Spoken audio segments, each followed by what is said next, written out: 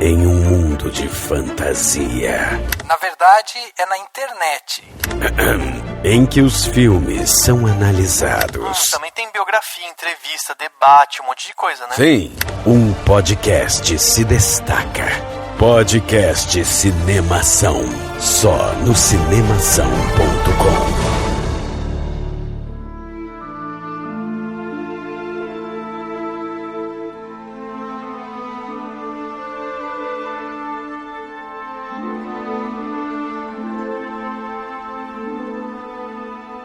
Seja bem-vindo ao podcast Cinemação 332. Eu sou Rafael Arinelli e vamos celebrar os vivos para nunca esquecer dos mortos.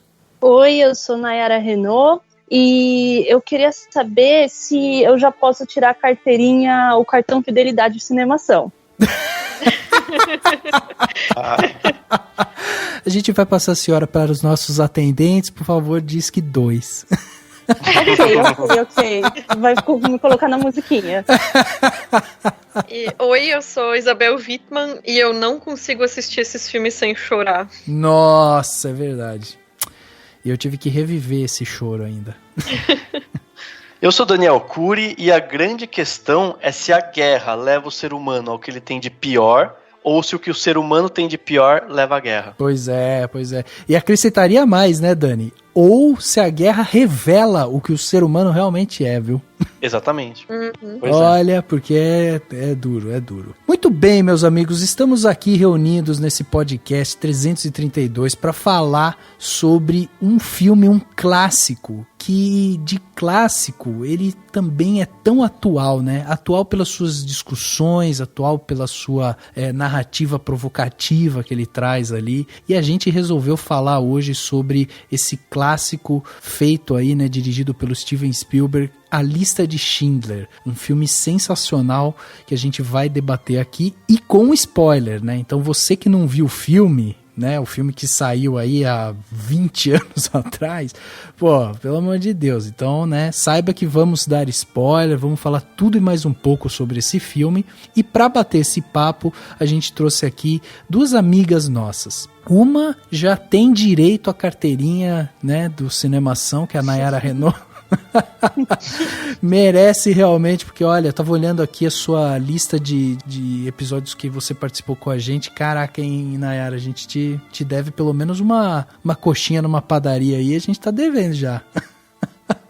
Então, porque eu acho que pelas minhas contas, eu acho que esse é o 10º episódio. Aí eu lembrei daqueles cartãozinhos que, sabe, aquelas lojas de bolo caseiro, quando chegam no bairro, Sim. Dão pros clientes pra fidelizar. E, cada bolo é um selinho. Aí quando você completa 10, você ganha um bolo de graça. Eu ainda não sei qual vai ser o meu brinde de vocês, mas enfim, tamo aí. É verdade, você merece. Nay, conta pra gente aí, você que tá lá no Nervos, também escreve muito sobre cinema, e conta pra gente como é que estão as coisas lá, como é que tá o Nervos, né, seus projetos aí internéticos.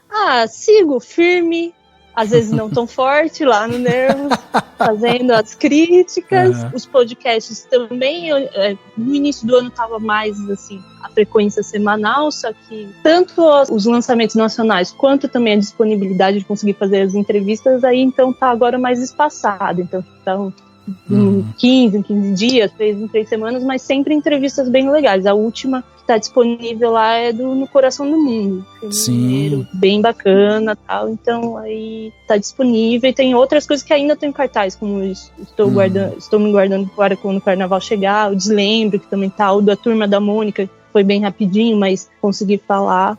E agora tentando fazer um pouquinho de coisa sobre o Emmy, aí tentando produzir alguma coisa cada semana sobre indicados do Emmy. Pô, que sensacional. Você foi por um formato de podcast que é muito complicado de fazer mesmo, principalmente semanal, né, que é de entrevista, e é tão legal a gente ver, né, você sentada conversando com essa galera toda aí que tá com a mão na massa, que é um podcast que realmente a galera tem que acompanhar lá o site, né, o nervos.com.br, e também acompanhar o Nervos Entrevista com a Nay aí, que tá em Spotify, né, Nay? Tá em tudo, né? Tá Tá em quase tudo, exceto Deezer, que é muito complicado, mas enfim. Outra hora eu tento, mando inscrição de novo, mas tá, Spotify, iTunes, SoundCloud, dá pra baixar, enfim, tá um monte de lugar. Não tem desculpa. Pô, incrível, sensacional.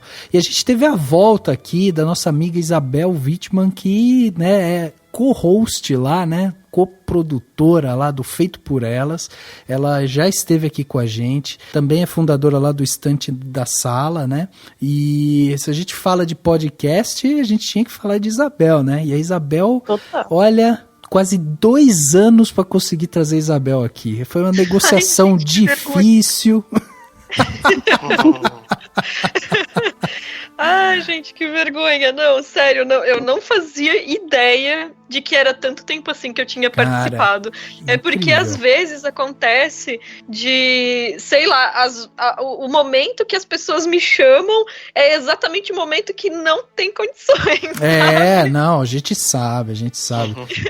Meu, e vocês estão com uma produção também incrível lá, tá toda hora saindo podcast, vocês também fazendo, né, essas análises das diretoras e tal. Cara, é um trabalho tão primoroso que a gente sabe que é por uma boa razão que você não tá aqui com a gente, então não tem problema nenhum.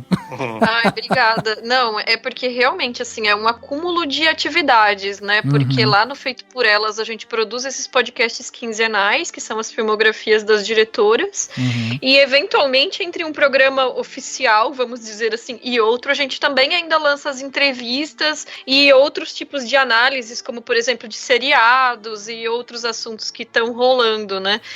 E fora isso, né, tem a vida, né? Tem a crítica, tem o doutorado, enfim, né? Às vezes não dá tempo de fazer nada.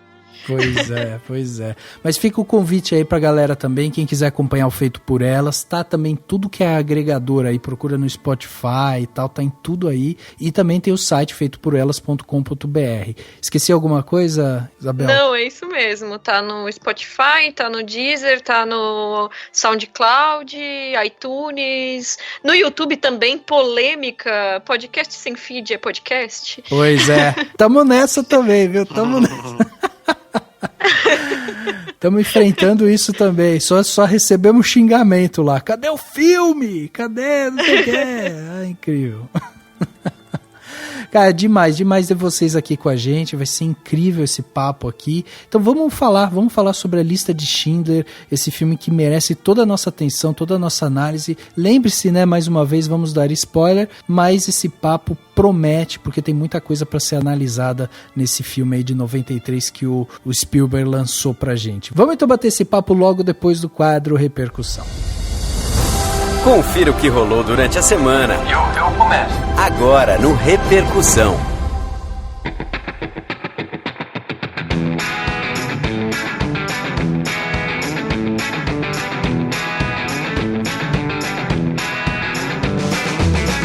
Hora de falar de clássico, hora de falar sobre um filme impactante para a humanidade. E para você aí, né, que vai ouvir esse podcast, você pode mandar o seu comentário sobre esse filme. Você gosta de A Lista de Schindler? Você não gosta? Você acha que é bom em certos pontos, é ruim em outros e tal? Mande seu comentário. Mande para contato@cinemação.com. O nosso e-mail aqui, você vai mandar esse e-mail, a gente vai receber, vai separar ele aqui e vai ler no próximo episódio. Você quer também deixar um comentário no nosso site, é mais fácil para você? Então acessa cinemação.com. Lá você também vai poder colocar o seu comentário dentro do post desse podcast e aí você vai poder escrever tudo o que você quer e até interagir com o comentário de outras pessoas. Além disso, visitando o nosso site, né, o cinemação.com, você ajuda a gente porque você vai dar um page view pra gente, que é sempre importante, né? E também você vai poder encontrar outros artigos lá de autores e tal do Cinemação que escrevem constantemente. Então, por exemplo, saiu recentemente uma crítica que o Bruno Sork escreveu sobre a série The Boys, uma série aí que veio da Amazon e tal, que está sendo super elogiada, e o Bruno escreveu essa crítica. Temos também um texto lá de um autor desconhecido aí, que é o Daniel Cury, que escreveu lá sobre o Divaldo, o Mensageiro da Paz, né, Dani? Você escreveu lá um artigo, então quem quiser ir lá, ler e, né, comentar. É só notícia do filme mesmo, release, basicão. Release, é isso aí. Mas comenta, né? Porque tem trailer lá, a pessoa vai entrar, vai ver o trailer e já fala. De repente é um filme que vai te chamar a atenção, daqui a pouco tá aí no cinema e tal. Enfim, visita lá cinemação.com e encontre, né, todos os nossos podcasts e os próprios Cinemação no Facebook, no Twitter, no Instagram, no SoundCloud, no Spotify. Estamos também no Deezer, YouTube. Estamos em tudo, sempre procure por Cinemação, você vai encontrar a gente lá, siga, compartilhe, sempre importante essa interação com vocês, porque ajuda a divulgar o nome do Cinemação aí e a gente chegar a mais pessoas. E você também pode ser nosso patrão ou nossa patroa no Cinemação. É só você contribuir com a gente com um valor mensal, que pode ser a partir de R$1, e você já ajuda muito a gente a construir esse podcast, a fazer mais podcasts, a melhorar nossa qualidade, a de repente fazer vídeos. É só você entrar lá no cinemação.com/contribua, ou então clicar no botãozinho contribua lá no cinemação.com, quando você estiver visitando a nossa home, vendo as novidades, você pode clicar lá e escolher uma plataforma que for melhor para você, o valor que couber no seu bolso, que você achar que a gente merece, né? A partir de R$1, mas pode ser 10, pode ser 15, pode ser 20, pode ser 500, se você quiser. A gente vai ficar muito feliz e você vai muito ajudar o Cinemação. Além disso, você vai ganhar brinde no final do ano, né? E participar do Cinemação Premiere, que é um baita de um grupo cheio de discussão bacana lá no WhatsApp, que o pessoal troca várias ideias. Então é isso, seja um patrão ou uma patroa do Cinemação. E chegando aqui na parte onde as pessoas saíram dos seus armários e mandaram seus comentários pra gente, temos um comentário aqui recente, né, que quem mandou foi o Roberto Unger Jr. e ele escreveu lá no podcast Cinemação 330 sobre a fase 4 da Marvel, onde a gente apresentou, né, pro nosso público qual é essa fase 4, o que esperar dessa fase 4 e discutimos algumas coisas ali. E o Roberto falou o seguinte: a Disney terá um faturamento tão alto com seus filmes e serviços oferecidos que, muito em breve, ela vai dizer ao Trump que pare de brigar com seu público-alvo asiático e ponha-se no seu lugar. Que importa ser presidente? O rato é quem manda. Ele está fazendo uma comparação aqui com a empresa, né? Uma empresa super poderosa em relação ao presidente dos Estados Unidos. Ótimo bate-papo sobre a fase 4, eu concordo com vocês em vários aspectos, estou curioso para ver essa fase nova, porém bem menos empolgado que antes. Mas na Marvel nós confiamos e eu sei que será legal. PS, em dado momento do podcast foi debatido sobre a estranheza de ter uma Thor no universo Marvel, existindo junto o Thor original.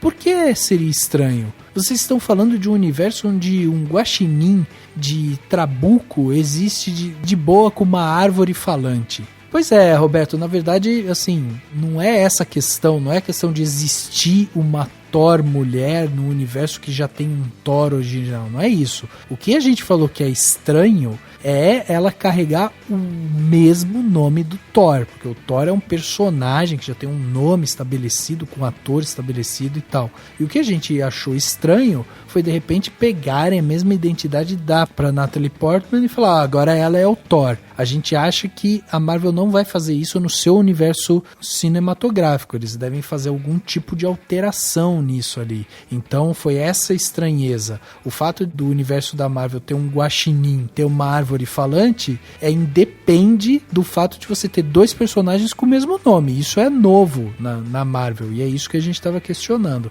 Então foi esse questionamento, mas é isso aí. A empolgação tá aí, muito filme de super-herói pra vir.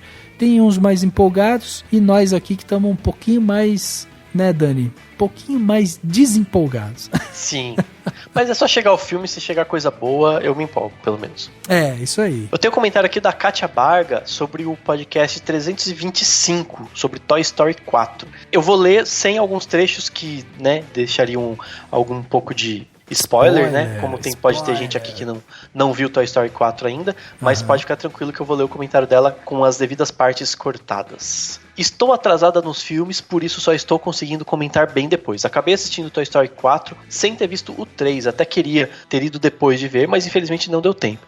E pelo menos pra mim não fez muita diferença para poder acompanhar o 4. Também achei o roteiro muito redondo e concordei muito com a análise do Rafael. O Garfinho é meio que um catalisador para o Woody. Acho que foram feitas boas escolhas e o acerto creio ser exatamente esse. Os mini arcos de outros personagens integram a história, enriquecendo a jornada do Woody, servindo seja de obstáculo, seja de aliado. Caso tivesse se focado muito neles, com certeza a crítica seria de que o filme perdeu o foco e gastou tempo que poderia ter sido usado aprofundando o protagonista. Achei incrível a mensagem da Gabi Gabi, e muito bonita a mensagem também de que o amor muitas vezes não está onde a gente idealiza, mas onde não se espera. Um filme, como foi dito, que tem muitas possibilidades. Então, muito legal o comentário da Kátia, fez uma análise do Toy Story 4, e é sempre bom porque, enfim, ela deu uma atrasadinha, foi ver só depois, mas viu o filme e comentou.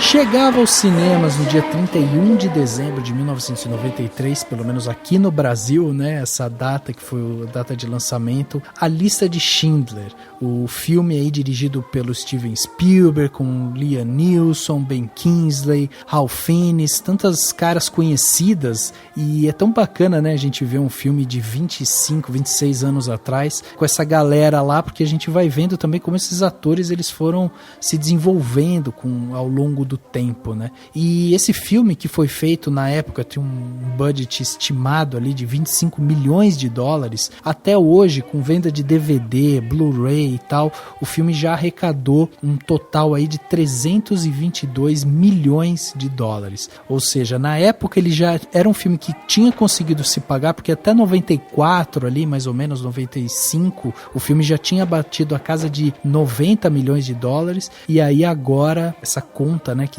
continua sempre somando justamente por conta das vendas pós, né, lançamento, pós passar pelo cinema e tal, o filme já bateu aí essa casa de 320 milhões de dólares. É um filme que entrou para uma galeria muito nobre do cinema, porque ele virou realmente esse clássico, né, um filme bem aclamado pela crítica e que acaba tendo uma cauda longa, né, na sua pós-produção ali, né? Ele teve relançamento de 25 anos, né?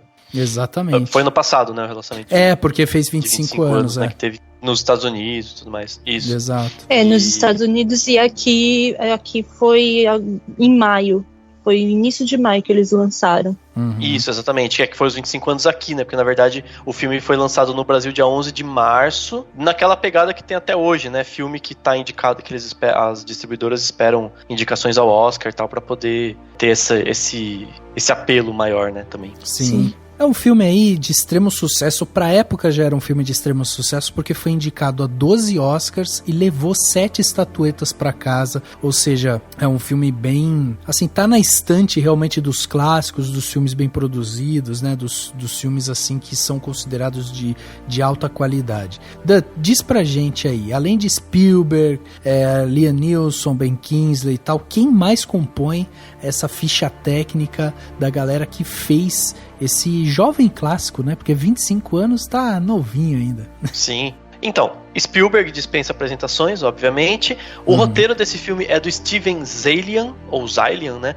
Que fez filmes como Missão Impossível, Perigo Real Imediato, Hannibal, e vai estar aí com O Irlandês, né? Que é outro filme de roteiro dele, que é do Scorsese, que vai sair esse ano. E no roteiro também tem crédito do Thomas Keneally, que foi o autor do livro, né? Ele escreveu vários romances e foi o autor do livro, que na verdade o original seria Schindler's Ark, que seria a Arca de Schindler, uma referência à Arca de Noé, né? Sim. A trilha sonora desse filme é do John Williams, que também né, dispensa apresentações, um dos maiores compositores de todos os tempos. A fotografia do filme é do Janusz Kaminski, que é um diretor de fotografia provavelmente preferido do Spielberg, que fez desde Minority Report, The Post, Jogador Número 1, muitos filmes do Spielberg. A montagem é do Michael Kahn, que também fez quase todos os filmes do Steven Spielberg, está sempre junto com ele. E no elenco, além do Liam Neeson, do Ben Kingsley e do Ralph Fiennes, a gente pode citar a Caroline Goodall, a Embeth Davidtz e o Jonathan Sagal, que são entre os principais personagens que estão sempre no filme, né? A gente pode discutir depois como que o filme conta essas histórias, mas ele vai sempre recuperando esses personagens e mostrando a trajetória deles aí, que no final aparecem com os personagens reais, né? Assim, as pessoas que realmente viveram aquilo e tal. Sim, e veja, o filme que teve aí essas 12 indicações ao Oscar, de todos esses nomes que você trouxe pra gente, vale ressaltar, né, que o Steven Spielberg levou tanto por melhor filme como o melhor diretor. A gente teve o roteiro também, né, o Steven Zaillian aí, que levou também com o melhor roteiro adaptado. Teve o John Williams com trilha sonora original, também levando a estatueta. O Michael Kahn, que também melhor montagem. O Janusz Kaminski aí, que foi a melhor fotografia, e a gente teve 2 nomes importantes aqui que levaram de melhor direção de arte, que daí a Eva Braun, que depois foi fazer um outro filme chamado Um Sinal de Esperança, de 99, lá com o Robin Williams e tal, e a gente teve também o Alan Starsky, que é um cara que na verdade ele deu uma parada da produção depois que ele fez a lista de Schindler. Não tem tanta coisa assim interessante que ele fez pós lista de Schindler. Então são 2 nomes importantes porque levaram também suas estatuetas aí para casa, né? Justamente com direção de arte, que é também um dos grandes pontos fortes desse filme, né? Então vale ressaltar aqui. E aí o filme, para quem não conhece a história, é uma sinopse rápida aqui, conta a história do Oskar Schindler. Ele é um empresário alemão que é super orgulhoso e ganancioso, que se torna um improvável agente humanitário em meio ao selvagem regime nazista alemão, quando se sente impelido a transformar a sua fábrica, ele tem uma fábrica lá de panelas e tal, em uma espécie de refúgio para judeus. E aí o filme é baseado na história real do Oskar Schindler, que conseguiu salvar cerca de 1.100 judeus das câmaras de gás dos campos de concentração, principalmente de Auschwitz, né? Que tem esse sinal de que ele fez um bem, assim, com todos, né? Se bem que contam uma história ali, né, por trás da história, que dizem que, apesar de tudo, o Schindler, ele teve esse ato de bondade ali, ele ajudou realmente, mas não era um cara exatamente bonzinho, e a gente vê que o Spielberg, ele vai também traçar um pouco desse perfil dentro do filme dele.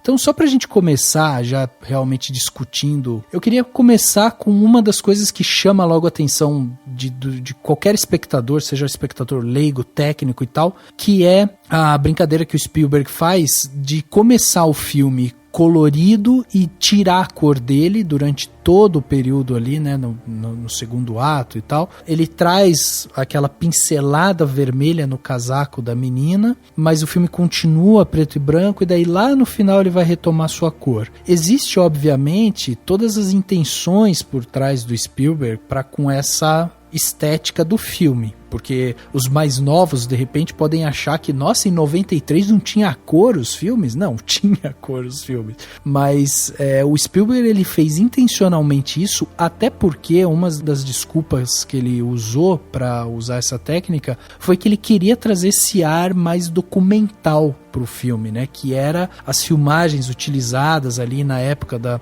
Segunda Guerra e tal, realmente tentar dar uma mesclada entre o cinema ficcional e o cinema documental. E uma dos artifícios que ele teve foi isso: vou trazer essa coisa preto e branca, vou usar muito mais a câmera, né, no ombro, vamos trazer um pouco mais desses enquadramentos que tornam uma coisa um pouco mais documental e tal, porque a intenção dele era, além de contar essa história, que obviamente é romantizada e tal, do Oskar Schindler, mas ele também queria trazer esse ar documental pesado da Segunda Guerra. E aí eu queria saber de vocês, o que vocês acham dessa escolha estética do Spielberg para com um filme de 3 horas e 15, né? Que poderia ser cansativo, inclusive, para um público que estava ali consumindo blockbuster e tantos filmes coloridos na época, né? Então, eu acho uma decisão fantástica de ele ter utilizado a fotografia em preto e branco, né? Na verdade, eu acho que foi colorido, né? Ou foi fotografado em preto e branco mesmo, eu não tenho certeza, porque tem essa questão do casaco da menina, né? Mas quando se trata de cor no cinema, a gente tende a achar que filmes em cor, eles são mais realistas, porque a gente enxerga as coisas coloridas, né? O mundo ao nosso redor é colorido, né?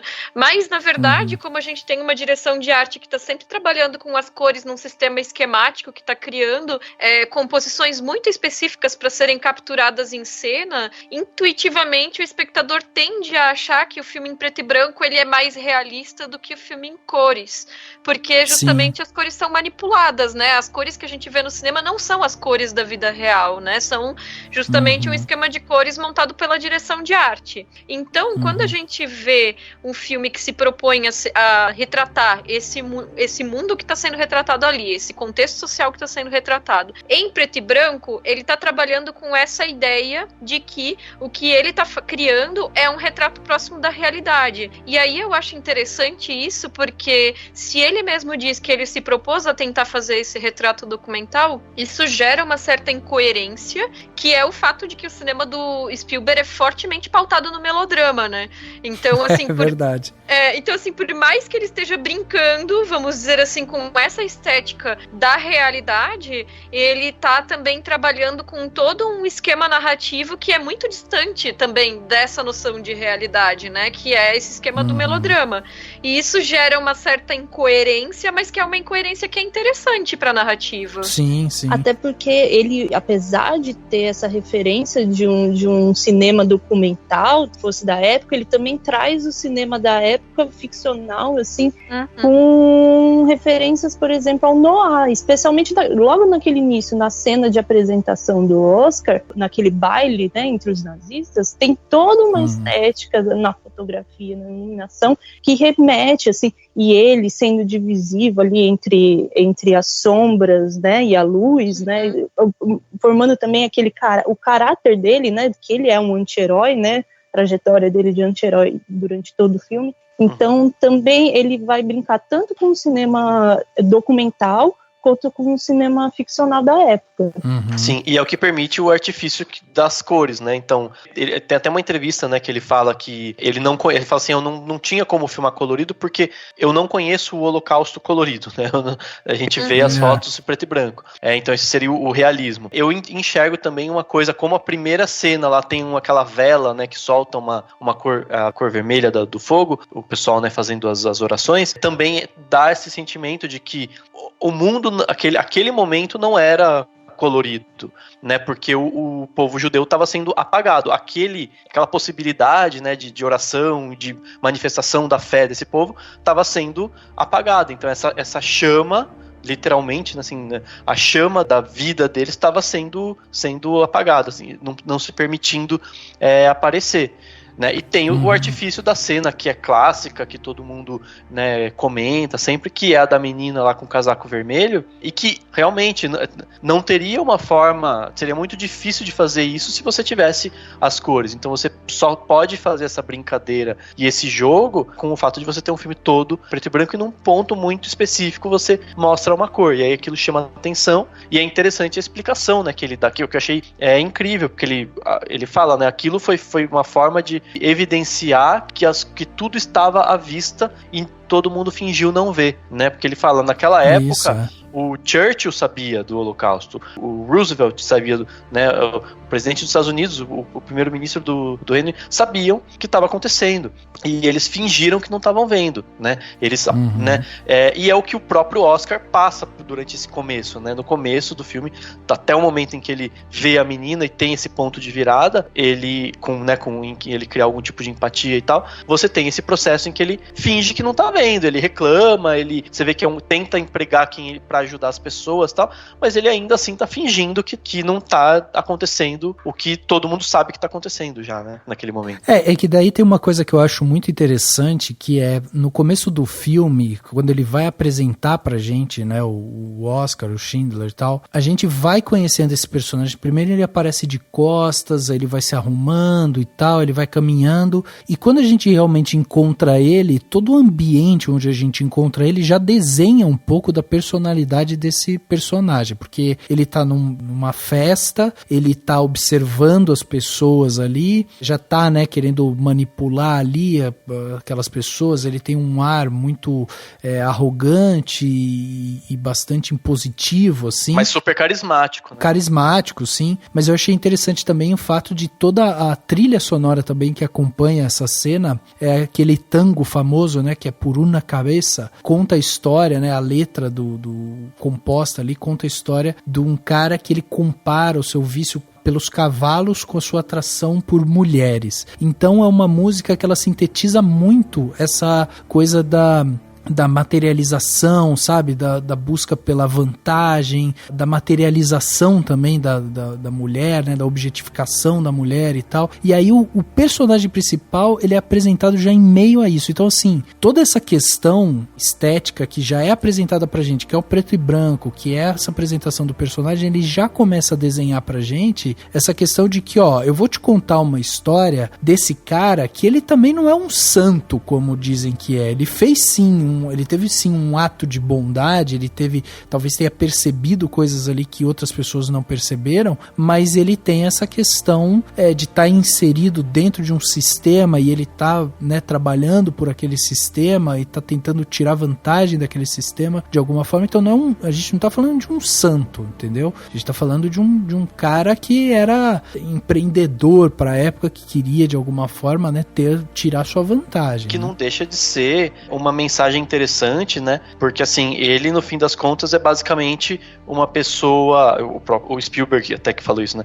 Uma pessoa que tem empatia no ambiente em que ninguém tem empatia, né? Uhum. E essa é uma mensagem interessante de a gente pensar na empatia como algo que não precisa estar ligada somente a uma pessoa íntegra, né? Maravilhosa, perfeita. Pelo contrário, a empatia é uma característica humana de todos nós que temos todas as nossas falhas, nossos defeitos, nossas ambições, e ela pode Sim. caminhar junto e ela não, uma coisa não anula a outra, e é isso que faz dele um personagem tão interessante, tanto o real quanto o do filme, né, a pessoa que realmente assistiu, quanto o que a gente vê lá na figura do Liam Neeson, que tem a ver com a gente, né? Todos nós somos, assim, deveríamos ter a empatia, talvez alguns não tenham, mas ter empatia ou sentir por alguém que está sofrendo, e ao mesmo tempo você quer se sair bem numa situação, porque, né, a gente é assim um pouco, né, todo mundo é um pouco assim. Yes, they are, sir.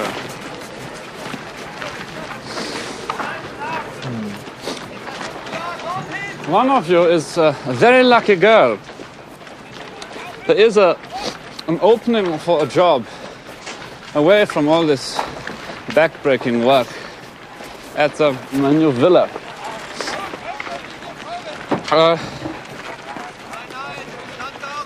Which of you has domestic experience? Yeah, on second thoughts, I don't really want someone else's maid. All those annoying habits I have to undo.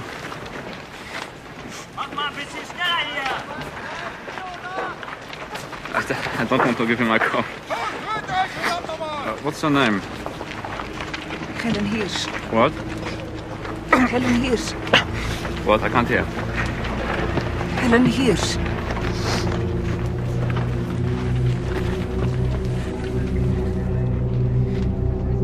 Essa é uma construção interessante do personagem, né? Porque eu acho que se o Spielberg tentasse tratar ele como realmente essa figura acima de questionamento, um salvador, exclusivamente como quase que uma figura santificada, talvez o filme não fosse tão interessante, porque além de estar fugindo da realidade, né, do que foi a história, personagens unidimensionais não são tão interessantes em termos de narrativa como personagens que têm múltiplas características e que tem essa questão mais humana de serem pessoas que vão ter aspectos negativos e aspectos positivos, né? Então, por mais que ele tenha feito o filme como uma homenagem às ações dele, ele não poupou de colocar ali uma certa crítica, e eu acho que isso torna o filme um pouco mais interessante nesse aspecto. E aí tem outra questão que é justamente a vontade do Spielberg de trabalhar, e aí ele faz isso no filme inteiro, que é trabalhar essa questão da dualidade, né? Porque se de um lado a gente tem justamente justamente o Oscar Schindler e tal, do outro a gente tem ali uma espécie de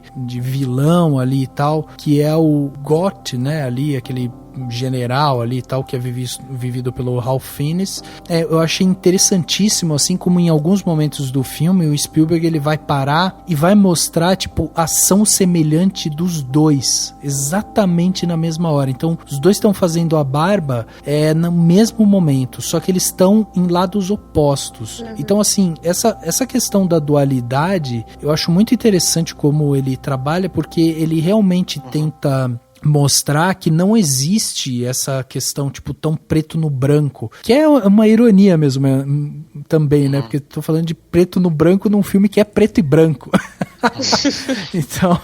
Então assim, não é uma coisa tão fechadinha, e eu achei interessantíssimo, porque assim, tem momentos muito claros, assim, que o Oscar tá do lado ali, ele tá virado com a sua face pra esquerda ali, e aí o Gott tá virado pra direita, os dois estão como se estivessem se olhando, mas a câmera tem os cortes, né, então eles estão fazendo os mesmos atos, então ele passa, ele vai fazendo a barba, os dois fazem a barba, os dois têm o mesmo rito, a mesma movimentação ali, até na hora em que o Gott vai ali abusar daquela empregada, naquele mesmo momento a gente vê o Oscar de novo numa festa, sendo beijado por uma cantora ali e tal. Então assim, realmente a ideia do Spielberg era realmente introduzir esses personagens em um cenário completamente caótico, mostrar que dentro desse cenário caótico não existe essa coisa da bondade, da vilania, né? Tá todo mundo dentro daquele mesmo pacote, e que a gente que é o espectador de fora precisa entender essa situação justamente como isso, como um confrontamento ali de ideias. Então ele posiciona essa questão do nazismo e tal como o grande vilão. E ele coloca essa questão nesse patamar, e esses personagens meio que vão permeando aquilo ali, sabe? Só uma cena que tem a ver com isso que você falou, Rafa, é aquela que eles estão já negociando, mais pro final do filme ele tá negociando, né, o fato de que ele quer, enfim, mais judeus pra fábrica dele e tal. Eles estão, tem uma janela, né, a câmera tá atrás da janela, e na hora em que eles começam a se entender, o Schindler passa pro mesmo quadradinho, né, eu achei interessante também, mas é só um exemplo de uma dessas dinâmicas que ele cria. Nesse sentido de tratar a complexidade desses personagens nesse contexto, digamos assim, é como se desafiasse o nosso senso comum, especialmente em tempos polarizados, como era aquele momento e como é o nosso agora, de ter que a gente tende a tentar reduzir as narrativas, sejam reais ou ficcionais, de modo mais maniqueísta, né? Em classificar as pessoas em boas ou ruins, só assim, ou uma situação, algo bom, ruim, etc. E não ver todas essas nuances que existem nas pessoas e, no caso, nos personagens. Então, toda a trajetória que ele faz nisso e os pontos que ele chega a brincar em dar uma certa humanidade àquele general, ou falar como os judeus conseguiam, eles tentavam se aproveitar e também sobreviver no modo que lhes era dado naquele momento, né, em tentar contrabandear os produtos, etc. Então, tudo ver como que cada um reage de maneiras diferentes ali naquela situação, e às vezes acertando, às vezes errando, e como essas escolhas morais vão afetar essas pessoas. Sim. Nesse sentido, eu acho que aí, para começar a falar também um pouco dos defeitos do filme, eu acho que aí é que ele peca um pouco nisso de não tratar todo mundo como bonzinhos ou malvados. Ele até consegue conferir aos personagens um pouco dessa dimensionalidade que a gente mencionou, mas quando ele tá tratando especificamente do regime nazista, na minha opinião, ele não dá conta de abordar, assim. Então, quando ele mostra, por exemplo, esse Gott, o Ralph Fiennes, né? E quando ele mostra, por exemplo, as ações de outros soldados, na forma como eles interagem com as pessoas judias naquele contexto, me parece que ele cria uma imagem de como se tudo tivesse tivesse como motivação um certo ódio pessoal.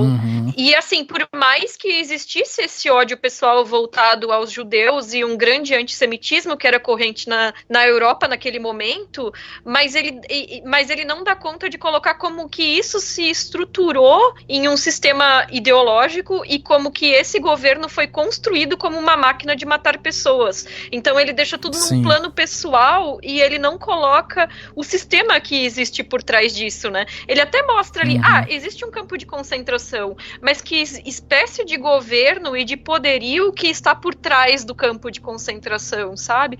Então, pra mim, esse retrato coloca tudo num nível de ódio e num nível muito interpessoal que não é um reflexo do sistema político que era construído naquele momento. Mas aí também não vai por causa do recorte de ser especificamente na Cracóvia, na Polônia, que a gente não vê em quase nenhum momento ali falando da Alemanha. Então a gente não passa por toda a eleição, a ascensão do nazismo na Alemanha, não tem a Noite dos Cristais, não passa por isso. A gente já conhece na invasão nazista na Polônia. Então, a progressão que a gente vai ver, a progressão da perseguição nazista, principalmente na Polônia. Então, acho que perde talvez essa questão estrutural governamental mesmo. Uma coisa que eu pensei com a Isabel falando, eu acho que é muito pouco mostrado ou evidenciado no filme o quanto o Schindler na verdade, ele comprou coisas que estavam sendo vendidas a preços muito baratos que eram de judeus, né? A própria fábrica ele compra isso eu li depois que ele comprou, né, uma fábrica que foi arrendada que foi retirada de um judeu, mostra ele comprando um apartamento, falando, nossa, que bacana, né, vou comprar, que era de alguém que foi tirado da casa, né, e assim, talvez isso seria mostrado melhor se tivessem evidenciado quanto tantos outros alemães não judeus estavam se beneficiando, né, disso, talvez seria algo que mostrasse um pouco desse sistema, né, do quanto ele é perverso no sentido de pessoas que estavam se saindo bem não viriam a necessidade de olhar para essa situação de uma forma mais complexa. Elas estavam se saindo bem, então não tem por que reclamar. Que são as pessoas que começaram, né? Muita gente ganhou muito dinheiro com isso por conta de você tirar os bens, né? Tem até uma cena que mostra mesmo um monte o pessoal achando que vai levar a mala depois no trem, né? E eles obviamente não levam. E aí mostra eles tirando tudo das malas e aquelas pilhas e mais pilhas de sapato, de principalmente peça, né? Peça de ouro e tal, que é um negócio que, assim, o filme mostra, mas ele realmente não leva realmente pro plano do sistema, né, do quanto aquilo estava impregnado no sistema do governo mesmo. Sim, muita gente se beneficiou muito financeiramente com isso, né, e o próprio Schindler, o papel dele ali era realmente de alinhamento ideológico, né, porque ele não era alemão, ele era tcheco, né, e ele optou por servir o governo alemão, ele era filiado ao partido nazista, ele foi preso na República Tcheca como espião, obtendo informações para o partido nazista. Então ele teve uma participação muito mais ativa nesse sistema do que o filme também dá conta de cobrir, né? Claro que isso tudo muito anterior ao que é retratado no filme, né? Mas assim, só para ter uma noção assim de que ele tinha esse alinhamento ideológico. E aí, como mostra no filme, em algum momento a ficha caiu, né? Em algum momento ele teve uma noção do que estava acontecendo com essas pessoas. Eu até acho que essa questão assim dessa visão mais pessoal que o Spielberg quer trazer para o filme, e aí ele vai pegar o Schindler pela mão, colocar ele como personagem principal para que a gente, né, veja todo esse cenário caótico pela visão dele, eu acho uma escolha interessante, porque eu até na hora que eu tava assistindo o filme, a sensação que eu tive é que ele quis mostrar de algum jeito essa organização sistemática que o nazismo veio fazendo e que veio, né, encurralando os judeus e tal. Então primeiro move eles lá para aquele gueto, aí depois do gueto, não, vamos tirar eles e levar para o campo de concentração e tal. Então assim, o filme quer se propor a trazer um ponto de vista realmente diferente. Eu entendo essa questão de que ele não vai se aprofundar tanto, né, na parte política ali do negócio, porque a gente está na mão de um cara que quer tentar fazer o seu nome. Ele tem essa coisa meio gananciosa dentro dele ali, que é exposto de várias formas, né? E eu acho que o roteiro ele arranha essa questão da política, principalmente nos diálogos. Porque, por exemplo, tem um momento em que quando quando ele tá tendo, o Schindler tá tendo essa conversa com o Gott ali e tal, falando, né, sobre o campo de concentração, e o Gott tá meio bêbado e tal, eles chegam a uma conclusão de que controle é poder. Eles falam essa frase, né? E eu achei isso muito assim, muito precisa as palavras, sabe? Que tinha a ver também com a parte do regime nazista, né? Quer dizer, eles tinham toda essa parte de controle ali e aquilo era o poder deles. Tipo, toda essa parte organizacional ali e tal, era realmente essa parte de controlar as pessoas que trazia o poder pro nazismo. E aí tem uma outra fase que eu achei muito importante também, que é o momento quando o personagem lá do Ben Kingsley, né? O Stern, quando eles estão fazendo a lista, ele vira pro Schindler e ele fala assim, ó, nessa lista, essa é uma lista de vida, e fora dessa lista, o que beira essa lista é um abismo. Então, assim, ele mostra também essa questão bem política, bem sistemática, assim, do que foi o nazismo. Tipo, era uma coisa muito bem orquestrada, muito política e tal. E eu acho que o Schindler, ele tem essa virada de chave dele, em que ele tá introduzido dentro do sistema, ele tá buscando o seu sucesso empreendedor ali, ele quer ter o dinheiro, ele quer construir a vida dele em cima dessa catástrofe que tá acontecendo, e em algum momento ele ganha essa luz. Agora, pra mim, soou muito estranho a cena final, quando ele tem aquele rompante dele ali emocional. Aquilo ali me soou tão estranho, sabe? Eu falei, caraca, até agora a gente viu um cara centrado, ganancioso, estratégico, sabendo negociar, fez ali, subornou os guardas, tinha lábia, sabia negociar e tal. Aí de repente o cara caiu ali e começou a ter um discurso completamente ilógico, sabe? Para aquela personalidade, para aquela pessoa ali. E aí aquela cena de todo mundo abraçando ele e tal. Eu falei, cara, essa cena aqui pra mim foi... Spielberg. Sabe? Spielberg. Foi Spielberg. Quando eu vi, eu pensei isso. Falei, gente, agora o Spielberg está sendo Spielberg, né? Porque ele adora isso. E foi um momento que acho que ele não se segurou. Ele falou, não, eu preciso de uma coisa, de uma catarse, de uma... Então, aquele momento moral da história, sabe? Que precisa assinalar pro público. Esse seria o outro ponto que eu criticaria, assim, na história, né? Que é justamente isso, porque o Spielberg, ele não se aguenta, né? Ele consegue fazer um filme tecnicamente impecável e chegar no final, ele tem que mandar algum tipo de sentimentalismo catártico, né? Sim, e não faz sentido, porque o personagem, conforme foi apresentado no filme, ele fez tudo que foi possível. Ele se desfez da maior parte das posses dele para conseguir garantir a saída do maior número de pessoas possíveis. E aí, no final, ele fica, mas se eu tivesse vendido esse anel, eram mais 2 pessoas e não sei o que lá, e não sei o que lá. Tipo, bicho, você já fez o que dava, sabe? Mas eu já tinha tido essa sensação justamente nessa cena anterior da elaboração da lista. Porque é esse aspecto, assim, do mostre e não fale, né? Porque eles estão ali nesse momento que é muito intenso, é muito bonito, decisivo, né? Que é colocar o nome de todas as pessoas que seriam possíveis ser salvas. E quando a gente tá assistindo isso, a gente já tem uma dimensão do que aquilo significa. Não precisava o personagem do Ben Kingsley dizer literalmente, essa lista é vida. Parece que ele não confia que o espectador vai ter essa dimensão só com a imagem. Ele precisa colocar na boca do personagem. E não combina com tanta coisa do filme, porque eu acho que uma das coisas mais lindas desse filme é o fato de que tem muita coisa sendo mostrada, assim, que você vai só pensando, né? Eu acho lindo como durante vários momentos enfim, é lindo e triste, obviamente. Você só vê a câmera passando e, sabe, você vai pensando aqueles personagens que vão se repetindo, que daí a gente vai acompanhando, mas você vai pensando falas, pensando coisas que você não precisa ficar se demorando, você já percebe, né, qual que é a... eu gosto muito de uma parte que tem uma hora que né, na parte que eles estão recrutando, quem que é essencial e tal, aí uma mulher fala, né, assim, eu não vou me esconder que nem um animal, né, e aí a outra fala, mas tem bons esconderijos, já indicando que muita gente se escondeu, né, naqueles cantinhos nas casas e tal, e aí tem uma cena que eu acho atualíssima, né, que é um cara que tá lá e ele fala assim, mas como eu não sou essencial, né, e ele vai vai sendo, né, mandado embora, provavelmente pro trem, pra ir pro campo de concentração. Ele fala assim, como eu não sou essencial, eu sou professor de história e artes. Literatura. Literatura, história e literatura, isso é essencial. E aí eu fiquei pensando, realmente, quando a gente acha que história e literatura não é essencial, é quando a gente cai no autoritarismo e, né, e tudo. Na barbárie, né? Na barbárie, exatamente. Que é o momento que, sem querer cair na Lady Goodwin, mas é o momento que a gente tá passando no Brasil hoje, né? Da desvalorização das artes, das humanidades, das ciências como um todo, né? Exatamente. E é isso que é interessante. Tipo, uma coisa também que me fez sentir muito essa conexão com a atualidade é quando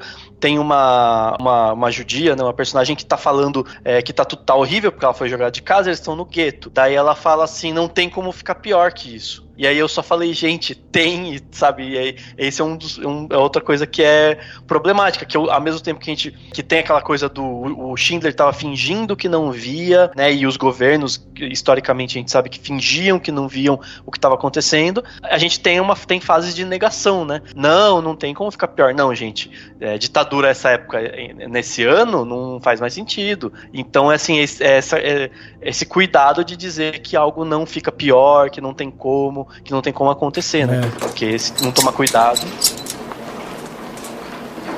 Oh, that's very good. But I'm a bit confused and perhaps you can help me. What I don't understand is that you've been working since, I think, about 6 this morning. Yet, such a small pile of hinges. É interessante, né, porque naquela cena também que a gente tem o Gott ali, que ele tá flertando com a empregada ali e tal, ele tem um momento que ele vem com um discurso desse também, de, eles dizem que vocês são como animais, vocês são como pulgas, insetos, vermes e tal, mas vermes têm esse rosto e tal, porque ele tá encantado com ela, né, ele tem essa fixação doentia ali por ela, e ele vai elaborando ali o pensamento, e eu achei essa cena tão potente porque ela não fala uma palavra e ele vai elaborando toda a linha de pensamento dele ali, e tem momentos que ele vai falando pra ela, você tem razão, não, seu argumento é muito bom e tal, e ela não falou nada, e aí você vai vendo realmente essa construção, como é uma construção sistemática da pessoa sozinha ali, né, então assim, é um pensamento que ele é tão trabalhado da forma externa, que daí ele vai massacrando aquelas pessoas ali que estão trabalhando por aquele sistema, que meio que a resposta vem ela impregna e é enraizada naquelas pessoas, fica intrínseca nelas. E aí eu achei tão potente isso, porque ela tá com uma cara completamente de pânico, parece que saiu de um banho, alguma coisa assim, e ele vai ali e fica, tentando seduzir ela, e sozinho, ele pensa, ele é rejeitado, ele chega às conclusões e não sei o que, e chega ao ponto de agredi-la. Então assim, eu acho isso muito potente no filme, principalmente esses momentos em que eles fogem do óbvio, sabe? Quando o Spielberg, ele não quer deixar, ele quer deixar o espectador pensar, ele não precisa ser uma coisa tão maçante, tão clara como ele fez com essas frases, até que a gente falou aqui, que aí acaba sendo uma coisa muito Spielberg, mas quando ele deixa o filme correr, ele solta o filme assim, você percebe a grandiosidade dele. Outra cena que eu acho muito impactante também é toda a cena do gueto lá, né, quando os nazistas chegam pra tirar todos os judeus e levar eles pro campo de concentração.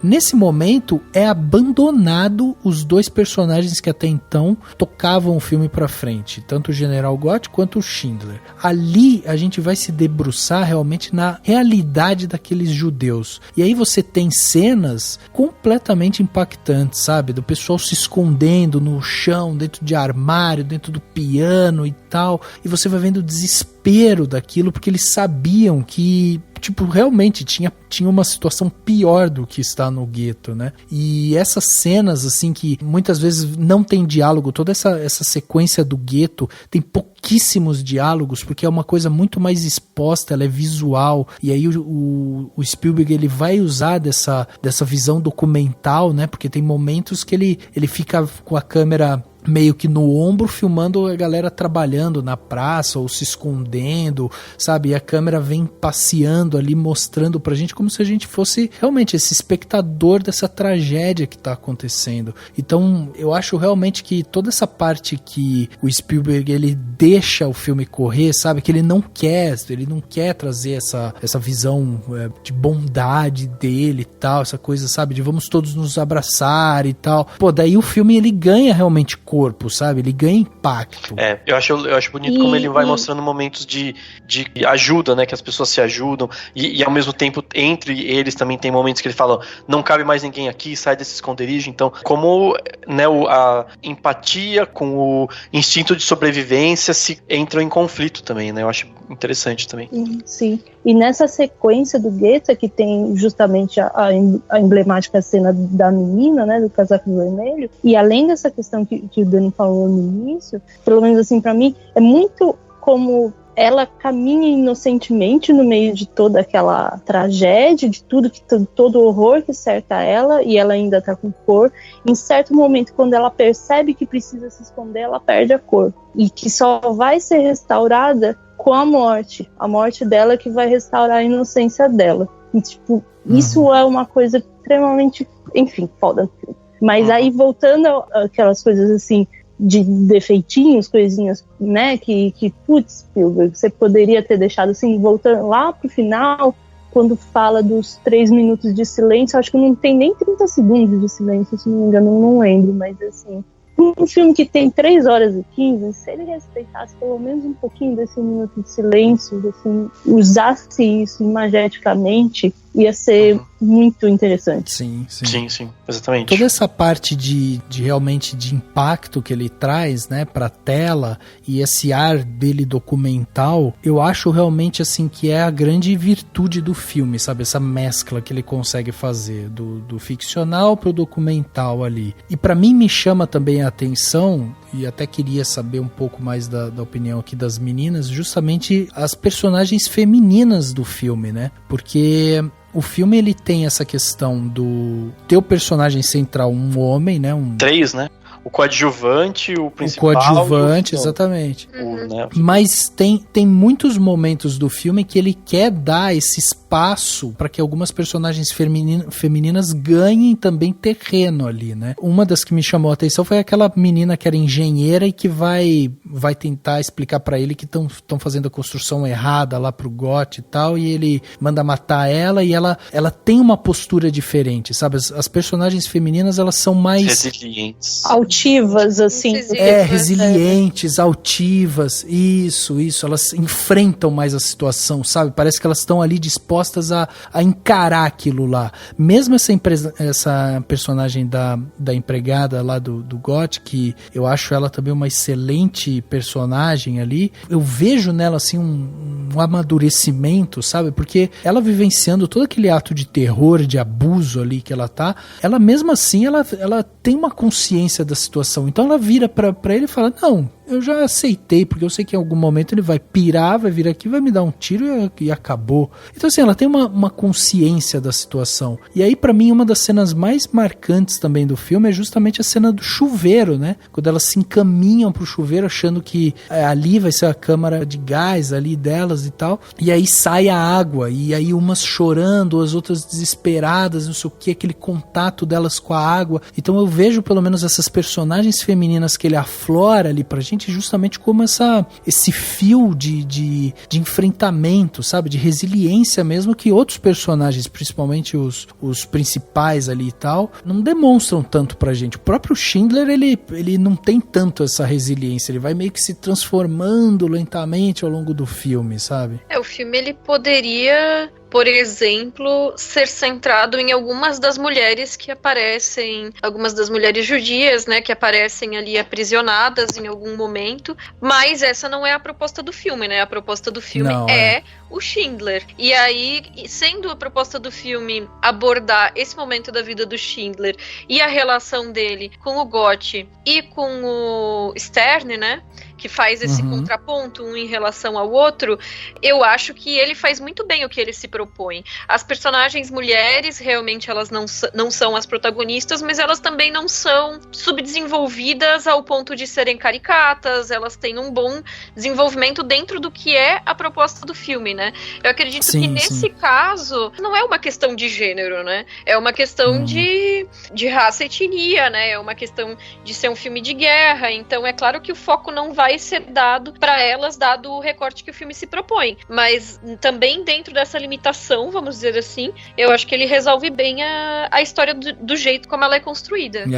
Além de abordar o caráter mulherengo do protagonista e não, digamos assim, deixar que isso fosse algo correto, assim, ele traz de volta a personagem da esposa dele, pelo menos em algum momento ela aparece, e aí para justamente questionar esse comportamento dele, né? Embora no final ele tenha mais um deslize Spielberg, vamos dizer assim, né? Que é essa coisa de no final, como ele vira essa pessoa que tem empatia, essa pessoa que se comove com os demais, ele também vira o homem de bem que quer ficar com a esposa. E aí ele tem um momento que ele fala, né? Vamos ficar juntos, não sei o que lá, fazer o casamento dar certo. Não lembro exatamente as palavras que ele fala, mas tem esse momento de virada que é como se ele dissesse que ele não ia mais ser esse homem mulherengo, ia ficar somente com a esposa. Que aí eu acho que é de novo um certo maniqueísmo do Spielberg de querer vincular o momento de empatia que o personagem adquire com também a moralidade e o comportamento sexual dele. Sim, perfeito. Exatamente. Também senti isso. De onde veio, vamos dizer assim, o perdão dela, né? Porque de certa forma ela tem uma... E fica muito... É muito interessante como ele não ele mostra sem ficar dizendo, né? Que é basicamente, apesar do diálogo interessante, que é quando ela é confundida, né? Com outra pessoa. Ela fala assim, eu só fico aqui se ninguém for desconfiar e ninguém for, enfim, questionar o meu nome, uma coisa assim que ela fala, né? E aí corta, ela já tá no trem indo embora, do tipo, ela sabe que não vai rolar, né? Naquele primeiro momento. O que aconteceu nesse tempo pra ela perdoar tanto assim, né? Assim, além de ele sei lá, é bem isso, né? Ele só se transformou numa pessoa mais bacana. Exatamente. Esse pra mim é um dos grandes problemas desse filme. Esse final eu achei muito problemático. Pra mim, se o filme tivesse terminado realmente ali na parte da fábrica, sabe? Quando ele reúne todo mundo e daí ele fala o que vai acontecer e ele fala com os soldados vão embora ali e tal. Se tivesse terminado ali, tava muito bem terminado. Tipo, olha que final sensacional. Vamos fazer 3 minutos por todos aqueles que morreram. E o filme podia dar esses 3 minutos pra gente e acabado ali. Aí não, aí ele dá mais um tempo pra gente, porque daí ele vai mostrar também aquele soldado polonês chegando ali, falando pra eles, vocês estão livres. Daí fica até uma coisa meio de comédia, mas pra onde que a gente vai? Eu não iria pro leste, hein, porque o pessoal lá não gosta de vocês. Cara, que diálogo é esse, cara? E se os 3 minutos fossem justamente aquele prólogo que tem lá no final deles colocando as pedras no túmulo deles, sabe? E fosse esses 3 minutos de silêncio, sabe? Exato. São soluções ali que poderiam se encaixar melhor, mas, e assim, toda essa resolução que ele tem no final são coisas que poderiam ser diluídas de maneira muito mais discreta, em uma fala, não em um discurso que ele vai falar para todos, etc. Talvez se ele olhasse, que nem a Abreu falou do anel, assim, tipo, olhasse, pensasse, comentasse alguma coisa, mas, sabe, não fazer aquele grande discurso. A gente não faz grandes discursos na nossa vida. Agora, esse epílogo é a cena que eu me referi na fala inicial, que eu chorei, assim, porque eu não chorei o filme inteiro revendo, mas quando entra lá os velhinhos pra fazer homenagem, eu sei que eu tô sendo emocionalmente manipulada, mas não tem como, gente.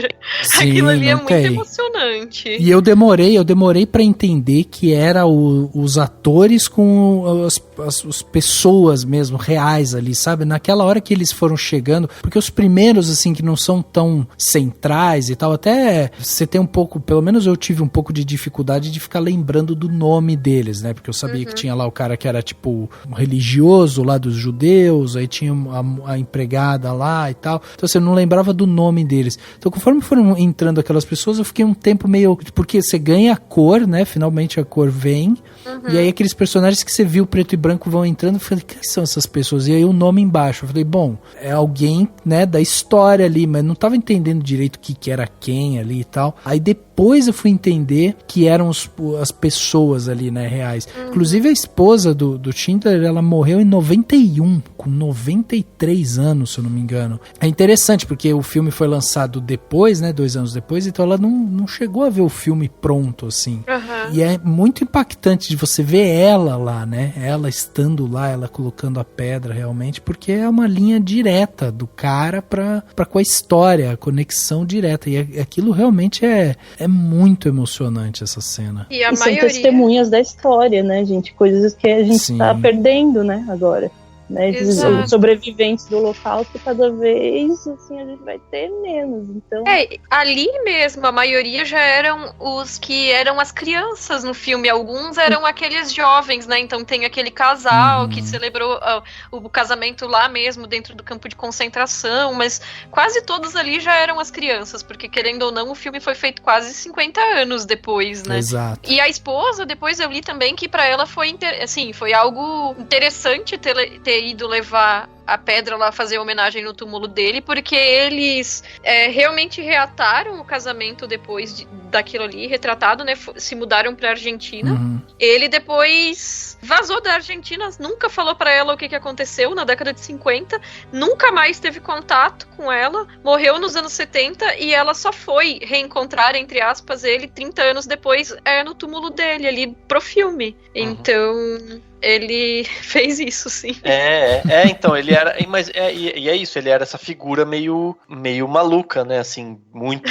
Realmente... Não, e interessante no sentido de que é uma pessoa que fez coisas boas, mas que tinha todos esses problemas, né. Tem um negócio que eu acho que ele faz, assim, que eu acho interessante... Enfim, que eu tava pensando nisso, que ele consegue, aí pensando na história, né, no que ele é mostrado no filme, ele consegue usar a linguagem que atinge a pessoa e não aquilo que ele realmente pensa. Né, tem aquele momento em que ele fala pro Gott lá, tipo, você já percebeu que ter poder você não é só matar as pessoas, é deixar as pessoas viverem. E aí ele fica meio bondoso, o cara fica bondoso. Ele resolve deixar várias pessoas que ele podia muito bem ter dado um tiro, né? Ele resolve falar, não, então tá, faz aqui e tal. Depois ele não consegue com o outro rapaz lá. Mas é muito isso, acho que o Schindler, ele conseguia, né, até aquele momento que ele finge que tá zoando com as pessoas que tá zoando, enfim, não é a melhor palavra, mas ele finge que ele tá, tipo, no momento de diversão jogando água, mas na verdade ele tá preocupado que as pessoas bebam alguma água, né, que ele joga nos vagões lá. Então eu acho interessante também isso, ele conseguia encontrar uma brecha dentro daquilo que ele sabia que ia ser considerado aceitável, né, que não deixa de ser algum tipo de lição relacionado a algum tipo de diálogo, quando se tem que ter, né, de alguma maneira com alguém que às vezes, sabe aquela coisa do tipo, gente, pra argumentar com isso, não use esse argumento que você usaria. Sim. Fale sobre aquele tema, entendeu?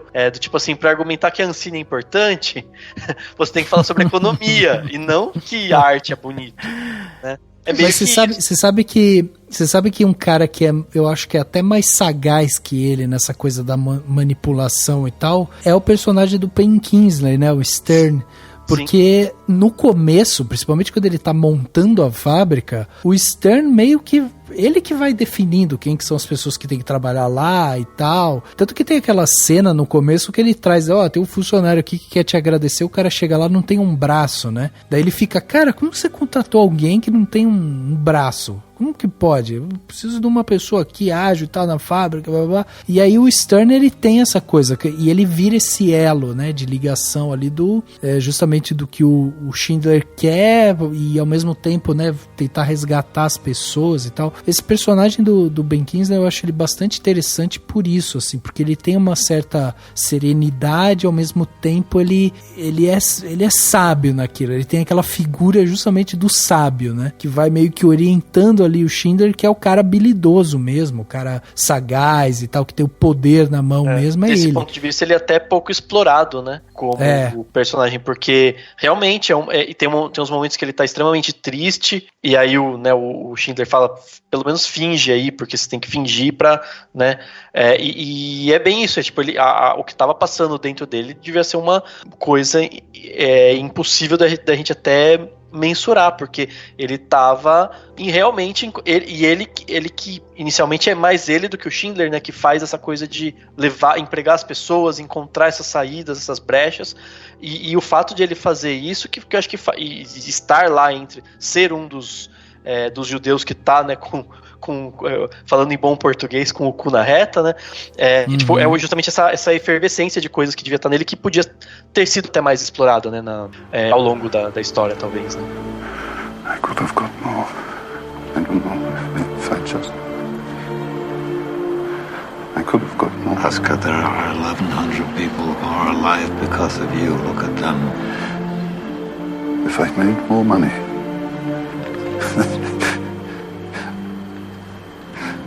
I threw away so much money. You have no idea. If I just... There will be generations because of what you did. I didn't do enough. You did so much.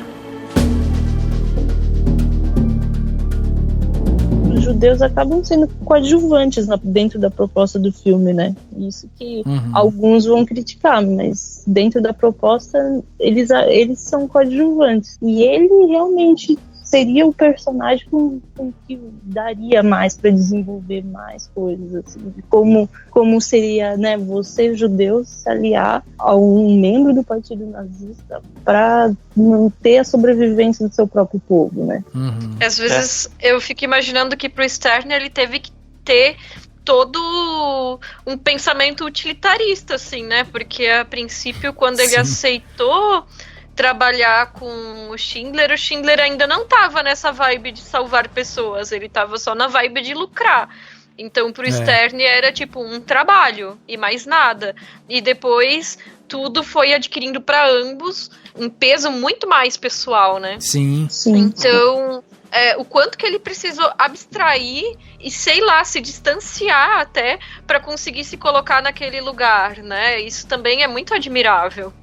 Sim, exatamente. Não, e ainda pensando nessa questão da dualidade que o Spielberg bate bastante no filme, a primeira cena em que a gente tem o encontro do Schindler com o Stern, eles sentam numa mesa e a câmera ela fica muito bem posicionada com um de cada lado e o posicionamento deles é completamente oposto, né? Enquanto o Schindler coloca as pernas na mesa, tá fumando cigarro, toma um negócio e tal, o Stern tá retinho ali numa posição super, sabe, tensa e parada ali, não quer fumar, não quer nada. Ele gosta de trazer pra tela essa questão justamente dessa diferença de postura. E aí é interessante da gente ver isso mesmo, como que a ideia de utilidade, né, das pessoas, das suas funções, elas acabam tendo cada vez mais relevância nesse ambiente caótico também. Porque aquele outro momento em que o Schindler vai ao encontro do Stern, e o Stern tá já no campo de concentração lá do Gott e tal, o Stern vira para ele e fala, você tem que mandar uma garrafa para não sei quem, você tem que fazer um agrado para tal pessoa, não esquece de dar comida para sei lá quem e tal. O cara vai passando uma lista de tarefas, o Schindler chega uma hora e fala, não, parou. Eu não vou conseguir fazer tudo isso. Tipo, o cara que sabe fazer o negócio aqui é você. Então, eu não consigo fazer isso sem você. Eu preciso de você para isso. E aí se anula completamente a questão de raça, de cor, de religiosidade, de qualquer coisa se anula porque as pessoas encontram ali as suas funções, né, as suas habilidades ali. É óbvio que nesse caso muito mais com uma questão de oportunidade, né, de exploração do que qualquer outra coisa. Mas eu acho isso interessante também. Até porque quando o Schindler se apresenta para o Stern, ele fala, você é o Stern e tal. Daí ele fala, sim, eu já quero te avisar, eu sou judeu. Ele fala, tudo bem, eu sou alemão, agora nos conhecemos, então vamos conversar aqui de negócios e tal. Então o Schindler meio que cagando pra esse negócio, sabe? Dos judeus e tal. Você falando agora, eu pensei numa coisa muito... Não tinha pensado antes. Como isso é americano, né? É tipo, valorizar o capitalista, né? Sim. É tipo... É uma visão muito americana mesmo, essa coisa do oportunidade, emprego, sabe, assim, usar a indústria, a empresa como único meio para algum tipo de salvação e tal. Aí entra essa coisa da democracia, né, que uma das ideias do liberalismo, que é do tipo, não importa quem você é, né, não importa suas origens, sua cor, seu nada, o importante é o seu trabalho, é o que você faz, é o que você rende e tudo mais. E é muito isso mesmo, né? Assim, é justamente o que pensa um cara tão americano quanto Spielberg, né? Que é isso, essa é a visão dele, essa visão do correto, do mundo ideal, né? Um mundo em que não tem matança de pessoas e tal, mas ao mesmo tempo um mundo em que calcado nessa coisa do trabalhar e fazer lucrar e fazer dinheiro a todo custo, né? Até porque vamos lembrar que o filme que foi lançado em 93, início dos anos 90, o filme foi produzido em um ambiente no qual existia ali um colapso, né, da União Soviética, estava chegando ao fim a Guerra Fria e a gente estava tendo a consolidação da democracia, da globalização e do capitalismo global. Então o filme também foi produzido em um ambiente que tinha essa questão também do olhar para essa coisa do capitalismo mesmo. Até porque o capitalismo, no geral, se favorece muito desse sistema totalitário, né? Incluindo essa coisa da mão de obra forçada, porque se a gente for pensar em termos de mais-valia, nada melhor do que um trabalhador que não sequer precisa receber um salário, né? Exato. E aí a gente vai pensar nesse contexto da Alemanha e vai pensar em todas as marcas que existem até hoje e que se beneficiaram do sistema nazista, né? E aí a Volkswagen, a BMW, o Hugo Boss, né? Mercedes, Bayer, enfim, diversas marcas alemãs que já existiam na época foram beneficiadas em maior ou menor medida pelo nazismo, né? Exato. E é por isso, assim, que é tão fácil dentro desse sistema capitalista para essas empresas, mesmo sabendo que existe um sistema de perda sistemática de direitos e de perseguição, enfim, de lavar as mãos e não se posicionar, ou ainda de se posicionar abertamente favorável, né? Porque existe esse benefício econômico, né? Sim. Isso, assim como aqui fala-se muito em ditadura militar, mas foi uma ditadura civil-militar, né? Ela não ocorreu sem a anuência de todos os empresários e industrialistas que participaram junto, né? Sim, sim.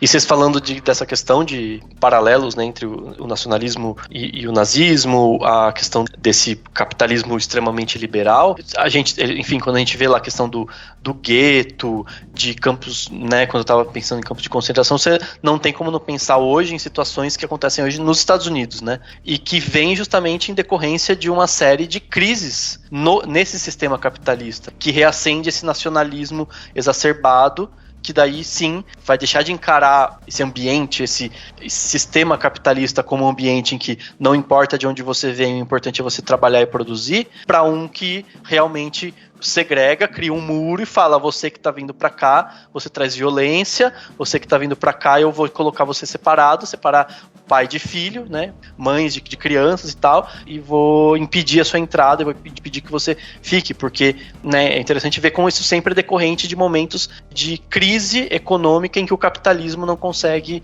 manter esse crescimento todo, né, e que é de onde surgiu o nazismo, né, uma crise super forte na Alemanha, em que o pessoal falou: meu Deus, né, estamos num ambiente de muita crise, com muita corrupção. Precisamos de um salvador que agregue um núcleo duro de apoiadores e descarte tudo aquilo que não é considerado positivo por esse núcleo duro, né? Então isso é um sistema que se repete de várias formas. Eu não sou um especialista, mas tem, enfim, tantos especialistas que já escreveram sobre isso. É que tem uma coisa que é muito característica do nazismo, que é justamente essa perseguição ao judeu como essa figura, essa personificação de tudo de errado, tudo de ruim que aconteceu com a Alemanha vinha por parte dos judeus. Sim, não e à toa, inclusive tem o discurso.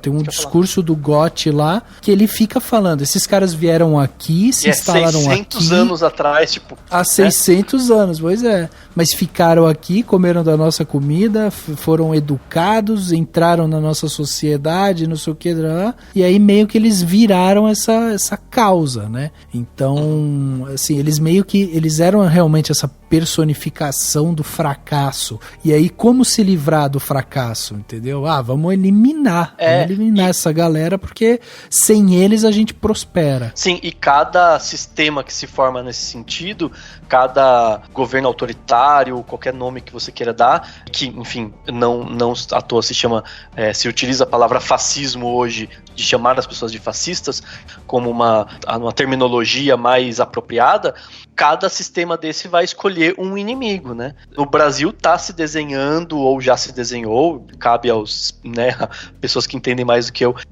determinar isso, a figura do esquerdista, né? O comunista, quem é de esquerda. Nos Estados Unidos tá se desenhando a coisa é o mexicano, é o latino, é o imigrante da América falante de espanhol, sei lá, ou imigrante de uma forma geral.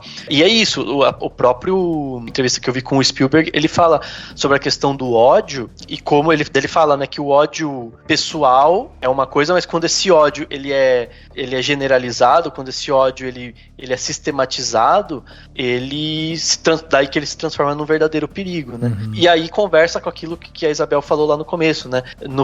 Na lista de Schindler, o ódio parece ser mais personalizado, não é mostrado como ele é sistêmico dentro de um sistema de governo, de Estado, né? Mas ao mesmo tempo, esse ódio está generalizado, ele não tá... O filme entra numa certa, talvez dualidade, talvez até um paradoxo, como ele mostra esse ódio, né? De que maneira esse ódio é expressado. E eu acho que ele é muito complicado mesmo, porque ao mesmo tempo que entra como algo sistemático dentro de um regime, dentro de um governo, ele também entra pro pessoal de cada um que sente esse ódio e que não consegue desenvolver essa empatia e se livrar desse ódio, né? Sim, mais do que um sistema de governo, eu diria até um sistema ideológico, né? E aí tem uma cena que eu acho muito sutil, mas muito importante nesse sentido, que é um momento em que o Schindler está passando por uma vitrine e nessa vitrine tem exposto um tipo de pôster com formatos de crânios, né? Desenhados. E aí a gente entra em toda a ciência eugênica e mesmo a antropologia física, que era usada na época pelos nazistas como uma maneira de argumentar as suas próprias teorias racistas, né? Então por exemplo, os desenhos dos crânios era por causa das medições de crânios, né? Porque eles diziam que eles podiam detectar a superioridade da raça ariana pelo próprio formato do crânio, por questões biológicas, né? E aí entra essa noção de raça que é altamente vinculada ao biológico, né? Então, assim, é uma cena muito rápida, mas que dá pistas disso, assim, de que existia um aparato discursivo e científico, né? Assim, claro, hoje a gente sabe que eram ciências equivocadas, mas na época se apresentava como uma ciência real, né? E todo esse aparato discursivo e científico era no sentido de construir essa separação entre as pessoas, de construir uma noção de superioridade e uma noção de inferioridade. Have you been in Poland? I just came from Poland.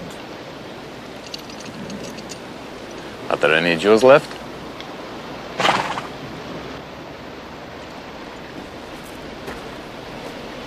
Where should we go? Don't go east, that's for sure. They hate you there.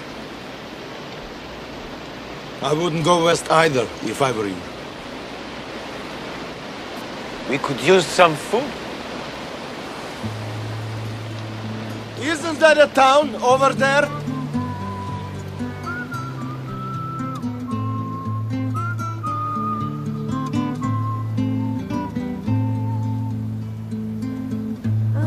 Harim Zarur Kayai outra citação que eu vou fazer dessa entrevista do Spielberg que eu tava assistindo, que no período do relançamento do filme, ele fala de como ele acha que o filme é mais importante de ser visto hoje do que era em 93. E tem a ver isso, a gente tava falando sobre o capitalismo nos anos 90, tava num determinado período. Talvez isso tenha falado naquele momento, mas esse debate sobre questões relacionadas a ódio, a ciências criadas ou, enfim, de maneira falsa para argumentar determinadas coisas, essas coisas que a gente está falando agora, elas realmente talvez conversam mais com o momento que a gente vive hoje no mundo todo, e elas na época elas eram muito mais do ponto de vista que é uma coisa que a lista de Schindler virou muito, que foi a questão do ensino, né? O filme era um pouco mais catártico no sentido de mostrar para todo mundo algo que aconteceu para que todo mundo aprendesse. Ele tinha uma função muito educativa de uma maneira mais histórica, eu acho. E aí, esse paralelo com hoje, a gente vê esse filme com um papel educativo no ponto de vista talvez até mais amplo. Não só de ver o que aconteceu, mas de fazer paralelos, né? Essa entrevista, acho que provavelmente deve ter sido a entrevista que eles exibiram até na introdução do filme. Justamente ele falando da importância. E, enfim, acho que no outro podcast eu cheguei a comentar sobre Bauman, enfim, eu sempre volto nisso na entrevista que ele deu acho que foi no Café Filosófico, né, da Cultura, sobre, parafraseando Freud, de como a humanidade vive essa constante busca pela liberdade, pela segurança, só que a humanidade nunca consegue, ou o ser humano em si, pessoalmente, não consegue uma coisa ou outra, e aí a humanidade em si vive esses ciclos em que procura mais uma coisa e perde outra. E aí, digamos, na Segunda Guerra Mundial foi esse momento da procura por uma segurança que não existia economicamente, e aí foi dar nisso. Acho que depois de um momento de liberdade, assim, esses anos 90, pós-Guerra Fria, etc., assim, a gente cresceu num mundo que parecia até muito tranquilo, não parecia tão complicado quanto foi antes e quanto é agora. E aí volta-se para esse momento em que as pessoas abdicam da liberdade por uma falsa segurança, sabe? Então, é por isso que voltar a esses assuntos e voltar à história é tão importante, para que a gente não repita os mesmos erros, mas a gente acaba repetindo. Então, é tão sintomático, né, do que a gente vive hoje, que é isso que, quando você assiste a Lista de Schindler, o filme acaba te tocando por outras questões também, porque assim, por exemplo, uma das cenas que me emocionou muito foi justamente toda essa parte lá do gueto, quando eles estão entrando pela primeira vez ali no campo de concentração, depois quando as mulheres são direcionadas ali, né, para Auschwitz e tal, toda essa parte, sabe, essa distinção, essa falta de humanidade que você tem para com o outro, foi o que mais me tocou assim no coração, sabe? Porque realmente quando a gente vive um momento assim tão polarizado, em que quem é de esquerda não gosta de quem é de direita, quem é de direita não gosta de quem é de esquerda, a gente, sabe, sempre dá nomes, a gente sempre tenta rotular essas pessoas e tal, para justamente a gente se defender, blá blá blá, mas eu acho que às vezes existe uma falta geral de compreensão do que é o humano, sabe? Do que é as pessoas do outro lado. Essa questão muito mais humanitária, sabe? E aí já vou contradizer o nosso querido presidente, que reafirmou recentemente que precisamos fazer um governo, né, para maioria e nunca para minoria. É justamente o contrário disso, sabe? Porque quando você tem esse olhar humanitário, você consegue igualar e trazer os direitos para todas as pessoas, todo mundo se sentir seguro e tal. É uma rede de virtudes, é uma rede de prosperidade que você vai controlando. Essa coisa da alimentação ao ódio, da segregação, de você trazer sempre esses discursos de separatistas e tal, é tão ruim pra raça humana como um todo, sabe? Que a gente não consegue trabalhar junto, cara. Você sabe um negócio que eu ouvi de um professor numa apresentação que teve?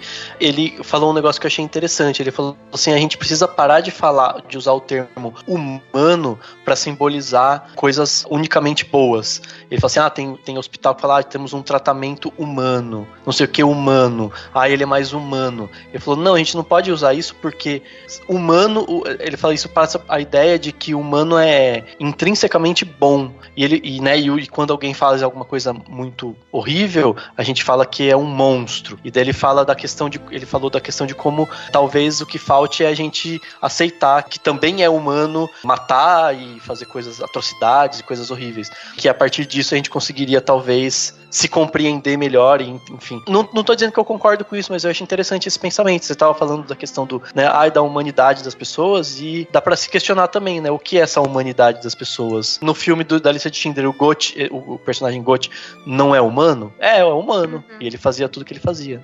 Mary Shelley já sabia que o problema não era o monstro, né?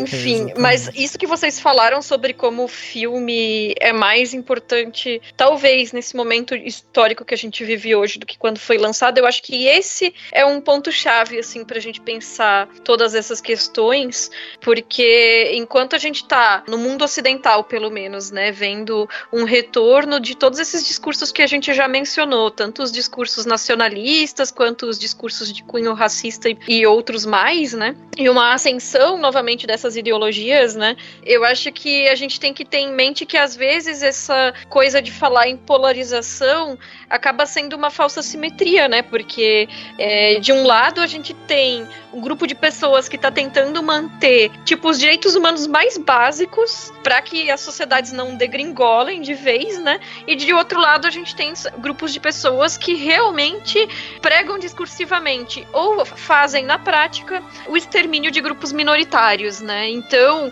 nesse sentido, eu acho que esse ponto sobre o diálogo e a polarização acaba sendo uma falsa simetria, sabe? Porque não são pontos iguais, pontos de partida iguais de ambos os lados que são apresentados. Primeiro que, assim, não são dois lados, né? Seria muito mais complexo do que isso, né?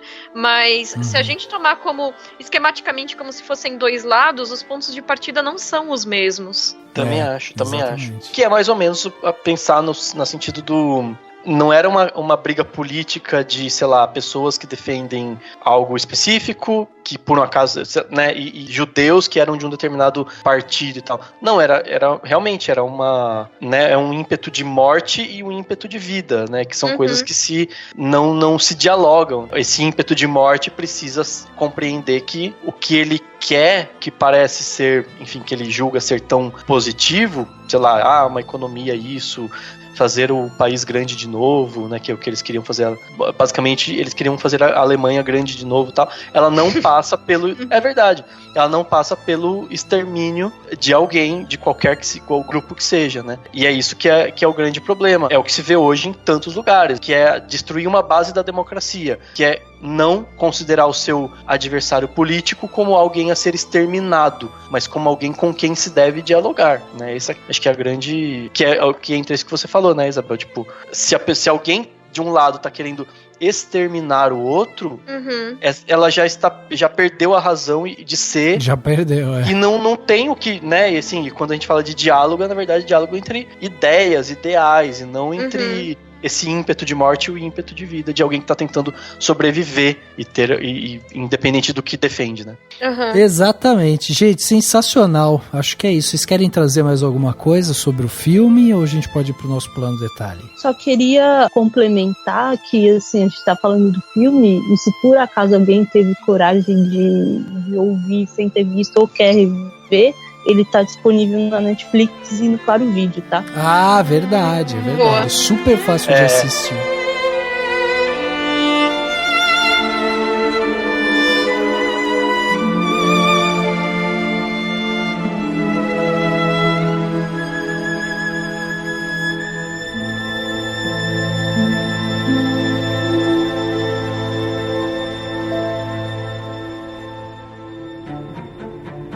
Dicas para a sua semana? No Plano Detalhe.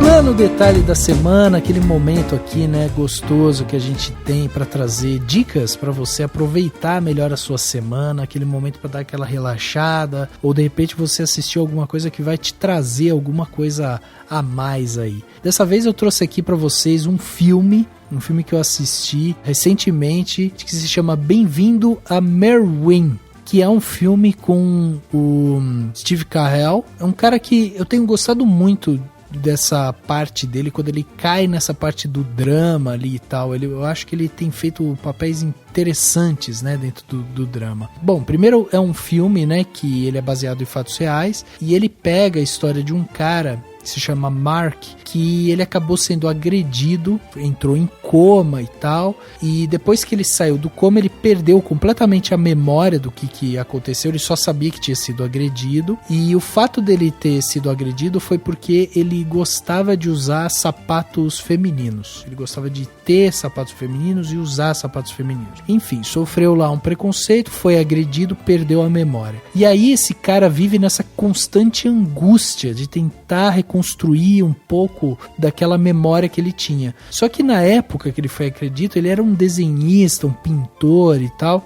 e devido às agressões, ele perdeu o movimento ali mais ou menos das mãos, né? Ele não tem mais o tato ali direito para ele conseguir fazer os desenhos, e aí ele passa a comprar e a produzir filminhos e tal com bonecas. Ele compra umas Barbies, compra uns outros bonecos lá e tal, e ele vai criando toda uma história ali, e meio que essa criação dessa história com esses bonecos vão ajudando ele a enfrentar os seus medos, vão ajudando ele a trazer de volta essas lembranças do que aconteceu e tal. Em paralelo a isso, ele precisa enfrentar, né, seus agressores que foram presos e tal, e ele precisa enfrentar eles num tribunal, ele precisa refazer a vida dele e tal, e por aí vai. Então é um filme bastante interessante, porque o filme ele é dirigido pelo Robert Zemeckis, né, o cara que fez Náufrago, Forrest Gump, De Volta pro Futuro e tal, esse cara aí.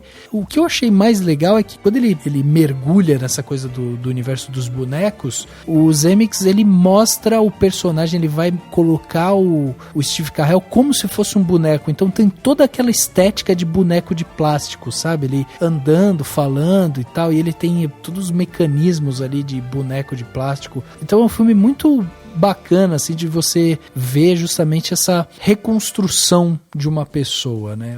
Ela ter passado por um trauma tão pesado e ela meio que ir se reconstruindo. Então eu recomendo, porque eu acho que tem ali algumas coisas muito interessantes da parte cinematográfica ali, de técnicas cinematográficas. Então, bem-vindo a Merwin é o nome do filme. E aí, Nai, o que você trouxe pra gente? Dessa vez eu vou começar com você aqui. Tá. Eu vou, como sempre, eu não consigo me conter, vou ser uma dica dupla, tá? Então, com certeza. O primeiro é sobre um filme que eu assisti mais ou menos na mesma época, que eu não tinha assistido a Lista de Schindler, eu vi justamente em razão desse relançamento, né, dos 25 anos. E aí um filme que eu vi mais ou menos na mesma época para participar de um debate no canal do meu tio Oscar, que aliás é um canal bem legal também, de discussão, etc., no YouTube. E aí era sobre os filmes do Oscar de 61 e tava lá o julgamento em Nuremberg.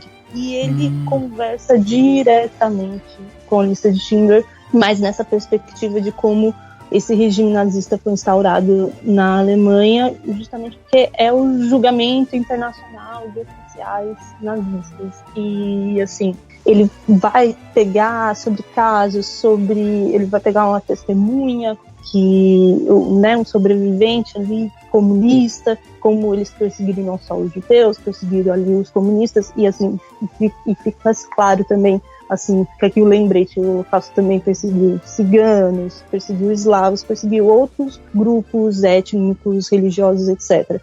Enfim, e no filme, apesar de, assim, ser o julgamento comandado por um juiz norte-americano, há um ponto ali que o diretor, o Stanley Kramer, faz questão de assinalar, assim, vocês estão nos julgando, mas vocês, outras nações, também têm suas próprias culpas, né? Também têm os seus pecados a serem julgados enquanto nação, né? Estados Unidos, Hiroshima, a União Soviética ali naquele momento. Então, diz muito sobre esse silenciamento individual enquanto nação. Então, assim, é outro filme que você assiste, você vê os diálogos, ouve os diálogos e bate diretamente assim, com a nossa realidade e você questionar as suas atitudes, as atitudes dos outros e as suas atitudes. Então, acho extremamente interessante. Também é um filme pequeno, de umas 3 horinhas aí, mas acho que vale a pena. Legal. E a outra dica é do conjunto do Holocausto Brasileiro, o livro e o documentário da Daniela Arbex, que é comentando sobre todo o regime manicomial no Brasil. Então, os manicômios ali de Minas Gerais, né, como em Barbacena, região, e como que foram, assim, digamos, esse silenciamento também da sociedade de décadas que pessoas ali foram encarceradas naqueles manicômios e em colônias. Às vezes as pessoas tinham, de fato, doenças mentais, outras vezes eram indesejadas pela família, né? O jovem, a filha que ficava grávida, ia para lá, enfim, várias coisas, então, e os maus tratos que aconteciam nesses locais, então também é uma leitura ou se você assistiu o documentário, assim, bem interessante. Demais, demais. Ô Nai, depois vê se você vai assistir Ursinhos Carinhosos, alguma outra coisa, pra dar uma equilibrada. Vocês me convidaram para esse podcast pesado, assim, eu tô em outra vibe. Eu tô vendo um filme bem pesado. Quer dizer, hoje eu vi um filme pesado também, mas enfim, hoje é o dia do filme pesado. Não, e posso falar um negócio? Tava comentando com uns amigos meus que recentemente eu percebi que ao ficar consumindo muito dessas notícias, né, notícias do que a gente tá vivendo hoje no Brasil, ficar vendo muito dessas notícias de opressão, de discriminação e não sei o que, cara, eu comecei a perceber que eu tava sentindo fisicamente essa ansiedade, sabe? Uma queimação no estômago, um ataque cardíaco assim e tal. Eu falei, caraca, esse negócio tá mexendo comigo de uma forma... Você foi ver Ursinhos Carinhosos. Pô, não, a gente precisa de uma válvula de escape. Não, eu sei que eu sei que é uma coisa assim que, tipo, a gente tem que olhar com isso com urgência e com atenção, obviamente, mas, gente, eu tô falando aqui pra vocês que estão ouvindo a gente aqui e tal também, a gente precisa de uma válvula de escape. Vai praticar esporte, vai curtir um pouco a natureza, sai um pouco dessa coisa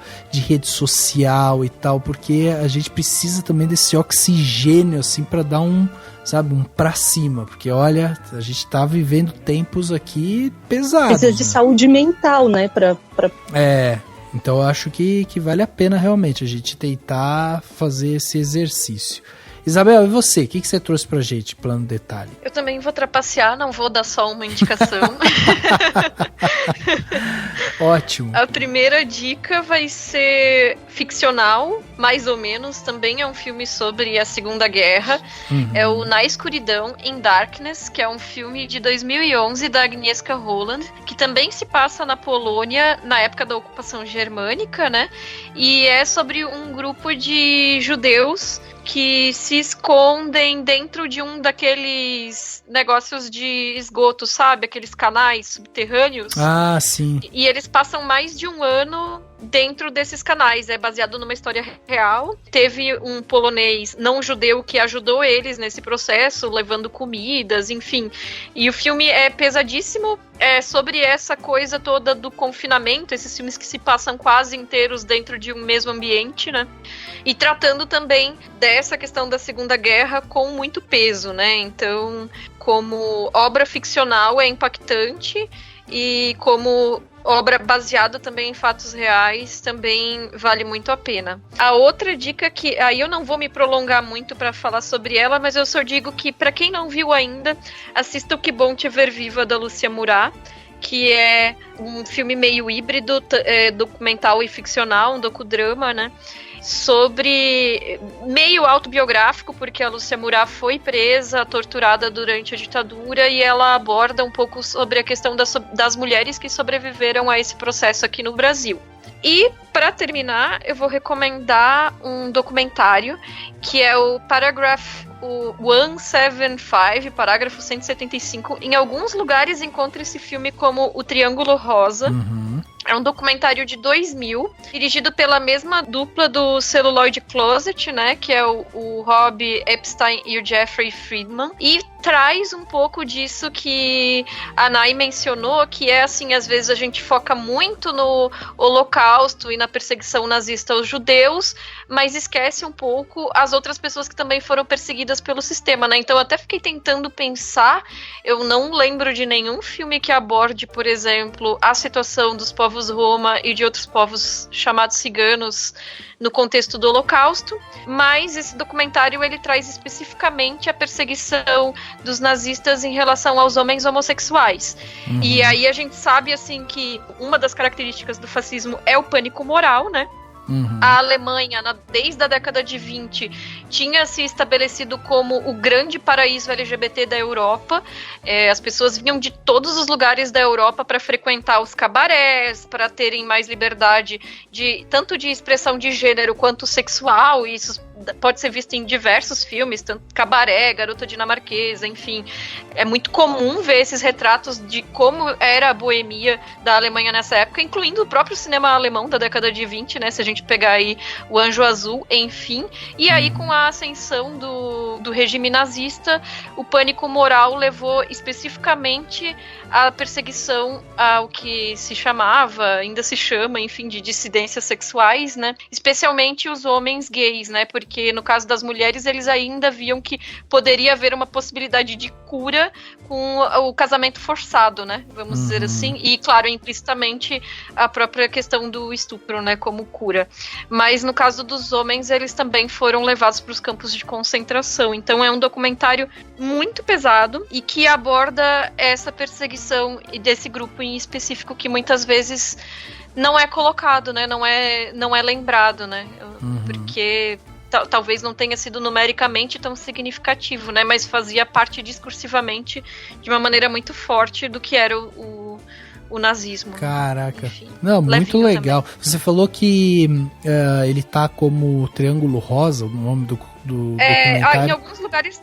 Isso, em alguns lugares está como parágrafo 175, que é o nome tá, da lei do Código Penal que criminalizava a homossexualidade. Em alguns lugares como o Triângulo Rosa, que era o marcador que era colocado nos uniformes dos homens gays, assim como era a estrela de Davi para as pessoas judias, né? Cada grupo tinha uma identificação específica, né? E os homens gays eram triângulos rosas. Caraca, interessantíssimo. Olha, o Holocausto Brasileiro que a Nayara comentou e esse documentário, putz, eu fico pirado pra ver. Sensacional. Dani, e você? O que você trouxe pra gente de plano detalhe nessa semana? Vou dar uma única indicação, e é o único motivo que eu não tive tempo de ver tantas coisas e tal. Mas eu acabei, enfim, maratonando praticamente uma série que tem um tema também pesado, mas pelo menos ela é irônica e maravilhosa, então ela é um pouco mais leve no sentido, na forma como ela coloca o discurso, né, dela, assim, que é lindo, e sei lá, eu adoro essa série, que é a terceira temporada, na verdade, né, do Dear White People, Cara Gente Branca, né, enfim, é uma eu acho incrível, assim, sabe, a maneira como eles retratam os diálogos ágeis, a forma como eles falam de vários temas, mostram vários temas, alguns explicitamente discutidos pelos alunos da universidade, outros um pouco mais nas entrelinhas, né, como tem um personagem que está claramente com depressão, mas em nenhum momento isso não está claramente com depressão. A minha interpretação, né, foi de que ele está com depressão. Enfim, tem muitos personagens muito interessantes e é incrível porque alguns episódios são dirigidos por outros diretores além do que criou a série, né, que dirige a maioria. Você vê claramente que é um outro diretor e ao mesmo tempo isso é lindo, porque isso muda um pouco a visão, isso muda, sabe, assim, a forma de você encarar os personagens, muda assim, a imagem mesmo, a fotografia, e ao mesmo tempo, sei lá, eu acho que tá numa terceira temporada muito, muito bacana no sentido de se aprofundar nos personagens que você já conheceu nas temporadas anteriores, e traz elementos novos, alguns são bem americanos, inclusive, sabe, eu acho que é uma série muito americana, muito calcada assim na realidade, que tem muita coisa, tem muita referência que a gente vê, eu pelo menos, né, vejo e falo, não sei do que eles estão falando exatamente nessa referência, porque faz, enfim, referências a coisas muito específicas dos Estados Unidos, as questões, as tensões raciais lá tem algo de diferente do Brasil, embora tenha muita coisa muito parecida, mas eu acho que assim, é uma aula de cinema, né, de audiovisual e de questões relacionadas ao racismo numa realidade um pouco diferente. Às vezes eu vejo e falo, gente, sabe assim, eu acho que até para os Estados Unidos é uma realidade meio quase que idílica, sabe, de um lugar muito, muito maravilhoso, tudo muito clean, sabe, sabe tudo. Mas isso faz parte da linguagem e faz parte da forma como a série se propõe a mostrar as coisas. E eu acho uma delícia de assistir. Então fica a dica aí pras pessoas. Sensacional. Só pra deixar específico. Saiu a 3ª temporada agora. E quem não viu nada, enfim, dá pra maratonar tudo lá na Netflix. Porque, enfim, é uma série de episódios curtos, não tem tantos episódios, então dá pra aproveitar bastante.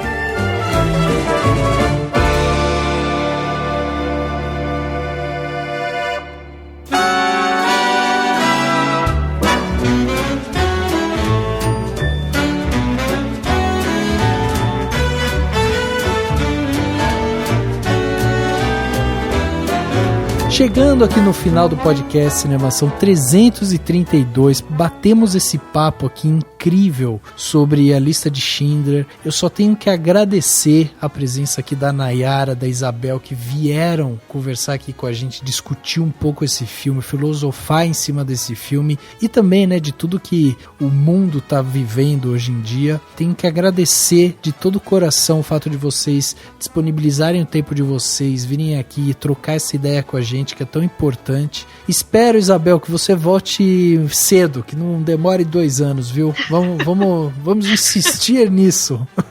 Ai, gente, desculpa, eu também espero. Foi mal. Não, olha, a gente tem o maior prazer em te receber aqui e eu queria que você fizesse o convite, né, para os nossos ouvintes, onde que eles podem te acompanhar em rede social, seus podcasts, seus sites aí, onde que você está para a galera acompanhar seu trabalho. Olha, primeiro eu queria agradecer muito o convite e agradecer o fato de que vocês não desistiram de mim nesses 2 anos. Não, jamais desistiremos. E para quem estiver ouvindo, se tiver interesse em acompanhar o meu trabalho também, eu tô no Twitter, é só procurar lá por Isabel Wittmann. Eu acho que é mais fácil deixar o link no post para eu não precisar soletrar o sobrenome, porque ninguém acerta mesmo. Uhum.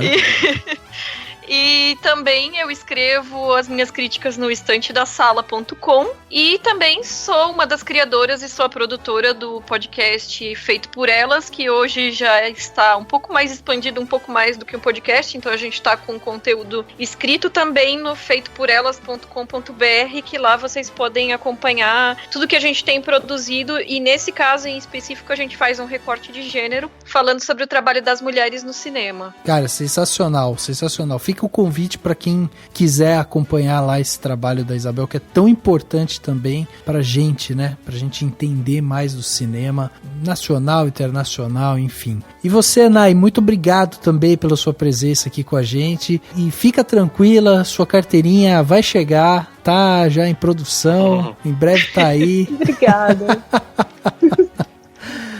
Obrigada, Nay. Não, obrigada sempre pelo convite para participar, gosto bastante de falar com vocês. E deixo aqui #VoltaIsabel. Por favor, é verdade, vamos começar a campanha. Agradecer por estar conversando aqui com vocês de novo, sempre bom. E assim, para quem quer dar aquela força, entra no Nervos, www.nervos.com.br. A casa é humilde, mas é aconchegante. A gente tá sempre aí trabalhando para tentar dar o melhor para vocês, tentando atender bem vocês. E ouvir os nossos podcasts, quando possível, ver as críticas, enfim. E para quem quer me achar nas redes sociais, é no Twitter mesmo, né? Porque já que estávamos falando de questão de, assim, de, digamos, evitar essa toxicidade, etc., o Facebook já tá um pouco abandonado, né? Só tá ali pra página. Então, se quiser me achar mesmo, pessoa física, é no Twitter, é @Nay_Reinaud, REYNAUD. É isso. Sensacional. Gente, obrigado novamente pela presença de vocês. Dan, obrigado também aí pela participação em mais um podcast. Valeu, eu que agradeço. Brigadão, Nay, brigadão, Isabel. Só lembrando, gente, vocês falaram, a gente fez vários paralelos, função da crítica cinematográfica, né? Não é só falar de filme que saiu, é falar de filme antigo ou mais antigo com um paralelo com o mundo atual. Então a gente tá, né? Porque tem gente que vai reclamar, falar, não, porque nada a ver, o filme de 93, vocês estão falando de hoje, tem tudo a ver e é justamente pra isso que serve. E é isso, pra todo mundo que tá ouvindo, aprendam com os filmes antigos, ouçam os podcasts e até semana que vem. O podcast Cinemação 332 fica por aqui e a gente se vê no próximo.